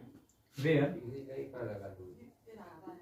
PO भी कितना है ऑब्जेक्ट डिस्टेंस -u और PI भी इमेज की डिस्टेंस -v, दोनों निगेटिव है। ऑब्जेक्ट जो है वो ऊपर की तरफ है पॉजिटिव y डायरेक्शन में, तो पॉजिटिव होगा। ओ डैश को हमें पॉजिटिव लेना है, कोमा, ठीक है। और इमेज जो है वो नेगेटिव डायरेक्शन में है, कोमा, इमेज को नेगेटिव लेना है, आई डैश को नेगेटिव लेना है। बताओ कितना बनेगा, ये बनेगा ओ डैश को पॉजिटिव लेना है तो पॉजिटिव ओ डैश क्योंकि ऊपर है, अपॉन आई डैश को नेगेटिव लेना है तो negative I dash upon PO object की डिस्टेंस -u है, PI इमेज की डिस्टेंस -v है, माइनस से माइनस कट गया, O dash upon I dash negative equal to u upon v, O dash upon I dash equal to minus का u upon v। उल्टा करेंगे इसे तो मिलेगा I dash upon O dash equal to minus का v upon u, ये भी उल्टा हो जाएगा। एम्प्लाइज, इसे मैग्निफिकेशन पावर कहते हैं, m इक्वल टू, अब ये क्या लिखा हुआ है, ये है इमेज की लेंथ, ठीक है, और ये है ऑब्जेक्ट की लेंथ। तो इमेज की लेंथ और ऑब्जेक्ट की लेंथ के रेशियो लीनियर मैग्नीफिकेशन पावर कहते हैं। क्या कहते हैं, इमेज की लेंथ और ऑब्जेक्ट की लेंथ के रेशियो को लीनियर मैग्निफिकेशन पावर कहते हैं। लीनियर मैग्निफिकेशन पावर कहते हैं, लीनियर मैग्निफिकेशन पावर कहते हैं। m equal to I dash upon O dash is equal to minus का v अपॉन u। ये फॉर्मूला आपको याद रखना है, बहुत इंपॉर्टेंट फॉर्मूला है। नोट कर लिया हो तो मैं मिटा देता हूँ। आई होप आप लोगों को समझ में आ गया होगा। तो यहाँ पर हमारा लीनियर मैग्निफिकेशन पावर व्हाटएवर जो भी था वो कंप्लीट हो चुका है। तो शॉर्ट नोट्स तो क्या बताने, आप खुद ही इससे रिगार्डिंग बहुत अच्छे से पढ़ लें। जब इतना सारा मैंने बता दिया तो आप लोग आई होप अच्छे से पढ़ ही लोगे, इसमें ज़्यादा किलकिलीबाजी करने की ज़रूरत है ही नहीं, ठीक है। अब बात करते हैं एक दो क्वेश्चन करने की, बात करते हैं। क्वेश्चन है मेरे पास, ढूंढते हैं क्वेश्चन।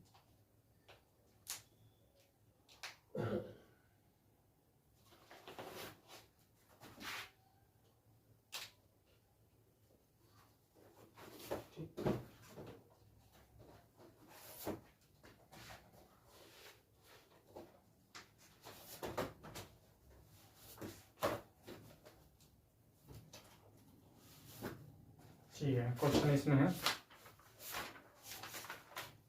ये तो रिफ्लेक्शन से शुरू हो रहा है।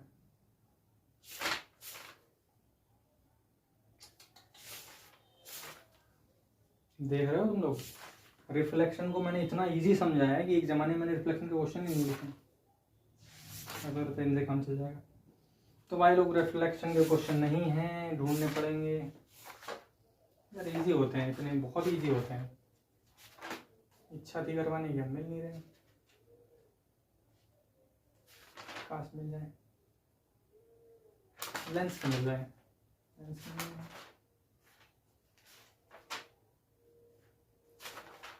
करवाने ज़्यादा है भी नहीं, ऐसी बात नहीं, ज़्यादा नहीं करवाने मुझे, बस एक को दुख को तो मिल जाए जो मैं एक बात बता पाऊँ कि कैसे लेने हैं क्वेश्चन में। एक भी नहीं मिल रहा क्वेश्चन, लेंस से ज़्यादा क्वेश्चन मिल रहे। Find the position of angle, एक है, चलो यही कर लेते हैं।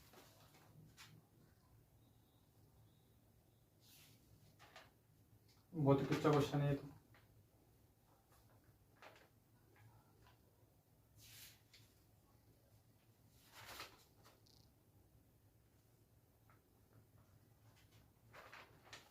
यार ये कर लो तुम, एक क्वेश्चन कर लेते हैं। क्वेश्चन फर्स्ट तुम खुद कर लेना, बाकी हल्के होते हैं। N extended real object of size 2 centimetre, N extended real object of size 2 centimeter is placed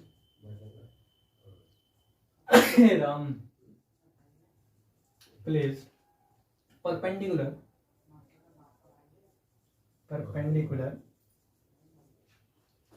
to the principal axis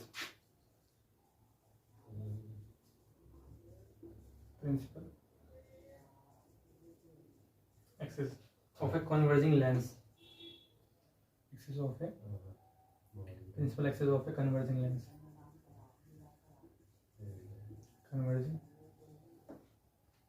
lens, ये लेंस, क्वेश्चन भी लेंस का है, इधर मान लेते हैं converging mirror.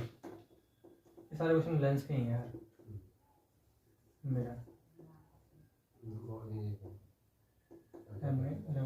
Mirror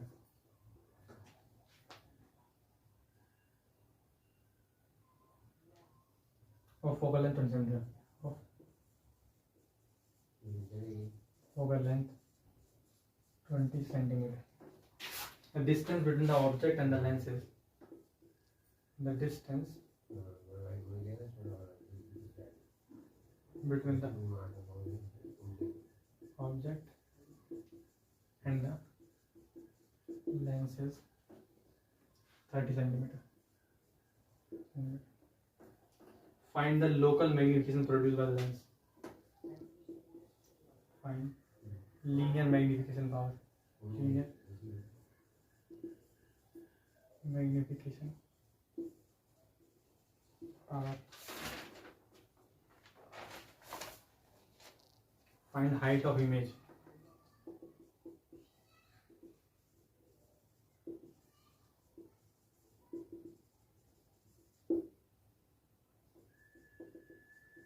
Find the change in lateral magnification in the object brought by the closer lens 1 millimeter along the principal axis. Lens से related है क्वेश्चन ना, मैं छोड़ता हूँ यार बेकार। तुम लोगों को करना क्या पता है? तुम लोग करना ये कि 10th तो ज़्यादा छोटा जाएगा, 12th क्लास की किताब में ऑप्टिक्स में एक दिन जरूर जो है रिफ्लेक्शन का। मेरे बात को जब मैं पढ़ा रहा हूँ और तुम लोग पढ़ रहे हो तो इसके न्यूमेरिकल को एक दिन जरूर देना और करना है। 20-30 न्यूमेरिकल करना है, एक पकड़ बन जानी चाहिए। मुझे बहुत दुख होगा अगर इतना पढ़ाने के बाद अगर तुम वहाँ क्वेश्चन छोड़ देते हो। और एक बात और बता दूं, अगर किसी को लग रहा है कि थ्योरी पढ़ने से न्यूमेरिकल हो जाएंगे तो कभी नहीं होगा। अगर आप न्यूमेरिकल को राम भरोसे छोड़ोगे तो वहाँ भी वो राम भरोसे ही हो जाएगा।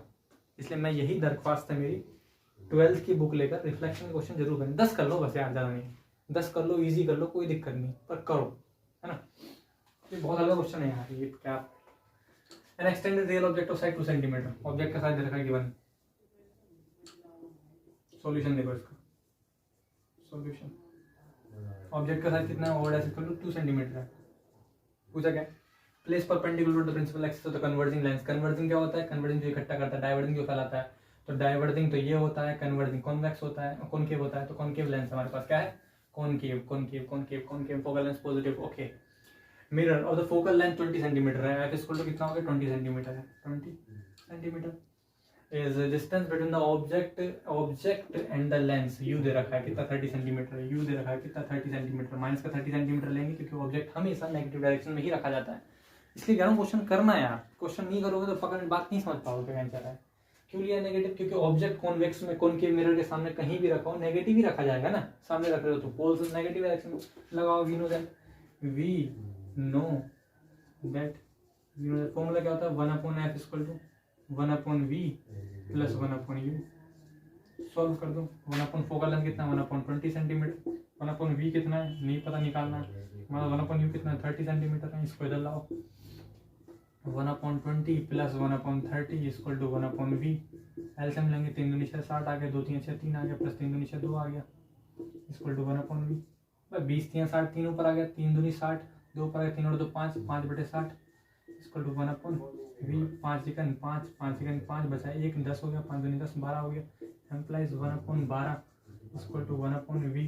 Employees v equal to plus के 12 सेंटीमीटर आ गया, कोई दिक्कत नहीं। Now linear magnification power m equal to कितना होता है माइनस का v/u, माइनस के v कितना है भाई 12 सेंटीमीटर, 12 सेंटीमीटर अपॉन u कितना है, u नेगेटिव है कितना है भाई जितना ही माइनस 30 सेंटीमीटर, माइनस के 30 सेंटीमीटर। 2 छंग 12 2 15 30 3 दूनी 6 3 पंजे 15 कितना आ गया 2/5। तो ये तो इजी है, तो इजी है। एक चीज मेरे मन में है, चलो थोड़ा नहीं बता रहा है। जब हमने लीनियर मैग्निफिकेशन पावर पढ़ा था तो जब हमने लीनियर मैग्निफिकेशन पावर पढ़ा था ना, तो हमने उसमें नेगेटिव पॉजिटिव साइन ले लिए थे, तो यहाँ नहीं लेना चाहिए, नेगेटिव आएगा आंसर, नेगेटिव हटा देते हैं। तो मैं ये कहना चाहता है क्वेश्चन करना तुम, ये जो है माइनस प्लस लेने में मत भूलना, गलती ना हो जाए, इसका बहुत बड़ा रोल रहता है। मिटाता हूँ शायद में, रिफ्रैक्शन की तरफ बढ़ते हैं। क्वेश्चन जरूर करना है ना, 5-10 क्वेश्चन जरूर करना यार। देख तो एक तो हम देखो इंसानी मस्तिष्क क्या है, इंसानी मस्तिष्क के अंदर एक वैज्ञानिकता छुपी रहती है बचपन से। वैज्ञानिकता ये छुपी रहती है कि हम जब लोग क्वेश्चन करेंगे ना, हम खुद आंसर लाने की कोशिश करते हैं। समझ बात को, मान लो लीनियर मैग्निफिकेशन पावर का मुझे पता नहीं है या आपको नहीं पता है, तो आप देखो 2 क्वेश्चन में यार साइन ले रहा है, तो इसका मतलब साइन लेना है। तो इसका मतलब जब तक क्वेश्चन नहीं करोगे आप खुद नहीं पता चलेगा कि लेना कैसे। सॉलिड स्टेट में क्या होता है, सॉलिड स्टेट में अवोगाड्रो नंबर अलग लेते हैं, अवोगाड्रो नंबर की पावर अलग ली जाती है। तो वो सब चीजें कब पता चलती है, जब खुद न्यूमेरिकल करते हैं। तो आप न्यूमेरिकल करें, कोई विशेष निष्कर्ष निकालें, उस निष्कर्ष को नोट करें। और ये रिफ्लेक्शन मेरी नज़रों में कंप्लीट हो चुका है, तो रिफ्लेक्शन को हम